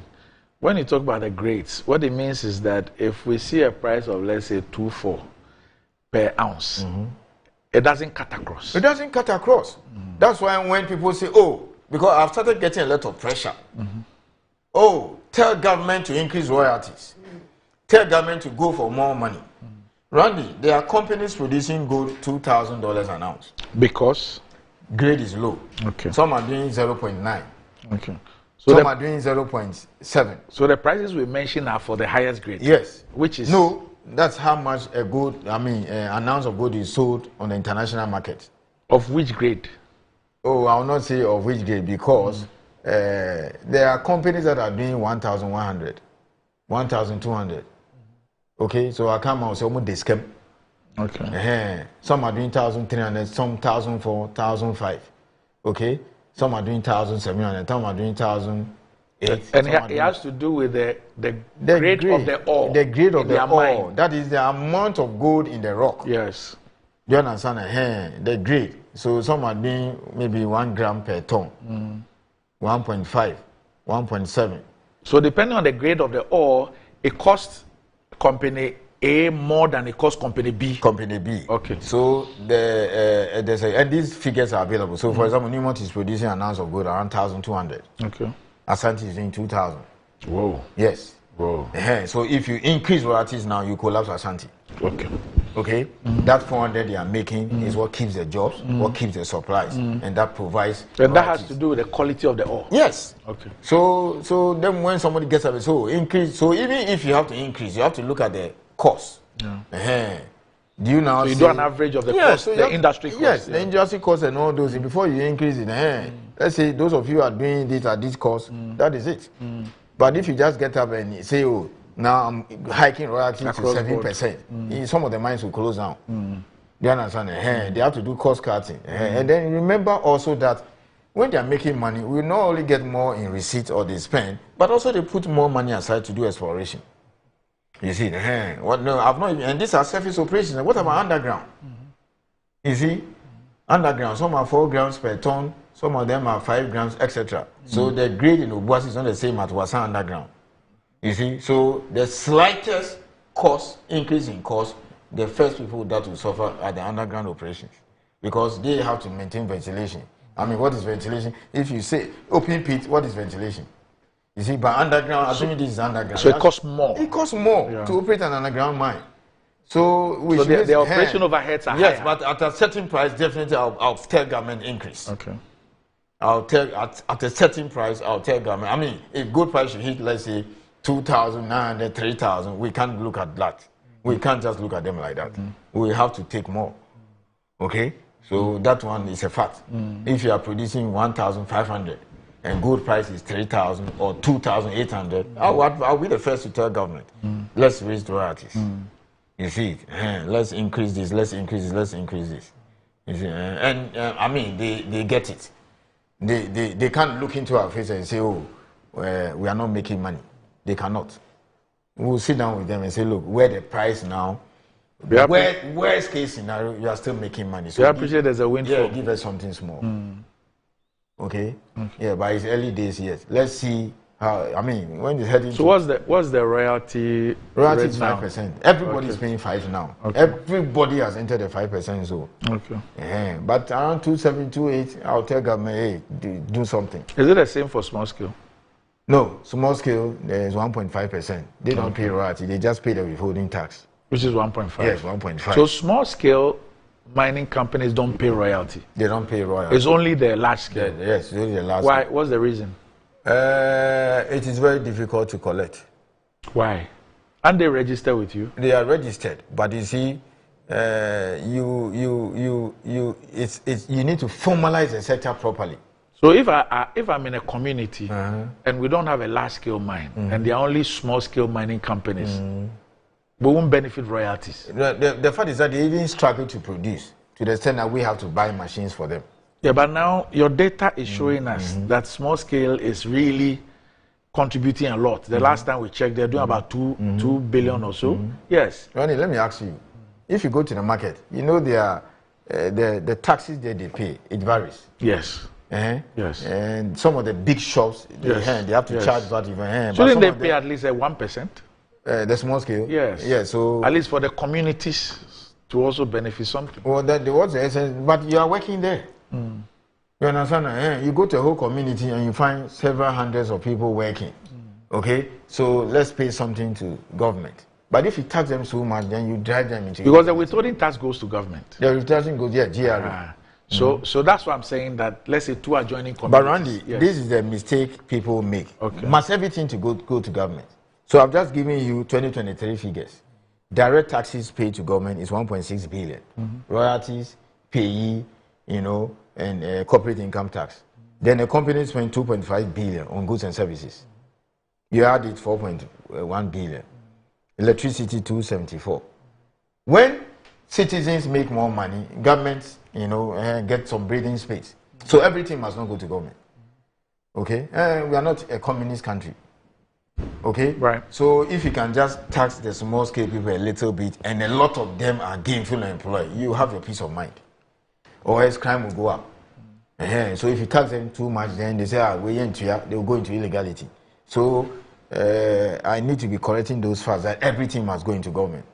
If even government gets 1 billion and then Ghanaians get 10 billion in their pockets through various supplies, we should be agreeing. But they will also pay taxes to They also pay taxes. Yes. They also pay taxes because those who, so for example, the 275 million they paid for electricity, there are various taxes on them. Yes. You understand that? So the taxes cut across. That's it. And then they spend money. I mean, when you go to the small scale mining communities, they spend a lot. A lot of the petrol stations are owned by them. Oh yeah, they have money. I have friends like that in the Takwa area. But all jokes apart, we got to fix the environmental issues. Yeah. So I'll have to rush out. Okay. Next week we'll have more time. Right. That is it. Thursday maybe. Thursday I have a program. Wednesday I have a program. So either you put me on Friday or you put me on Tuesday. We'll fix something. We'll fix something. Arrangement. I can let the inspectors come and discuss. We'll fix something. Okay. So I'll have to leave you for today. Okay. But the next time is to give you the real figures, how much the companies are spending on this 5 billion. Right. Yeah, it's interesting. Okay. Did you know that they return so much? Because the information out there is that they keep everything there. It's not true. Okay? So they have to pay the loans they took from outside. They have to pay for the machinery. So that's why in one of our series, I listed 5 things that if we need to get there, we have to take seriously. Yeah. Financing. Maybe we need to repeat that. Oh yeah, financing of. We need to do that again. If we can raise all the money here to finance, I mean, the companies tell me that, oh, if you can give us $500 million, why do we have to go and raise money from outside? Do you understand? And then you don't have to repatriate, or you don't have to ask him to retain some and you charge withholding tax. Okay? Asante raised $180 million locally. So others should be able to raise 500 million. So somebody called me from Senate and said, why are you always on us? Okay? I said, I'm not condemning the person did. No, because I keep telling them they should come and buy gold. I said this thing last year. So if they have bought gold January, in fact, if they have bought gold last month, an additional $100 on it. So I'll keep saying this thing. All right. Okay. Thanks, Martin, for joining me. And it's you and I are money. Thanks for watching. We have every right to give them advice. Yes. Up next is Metro Sports.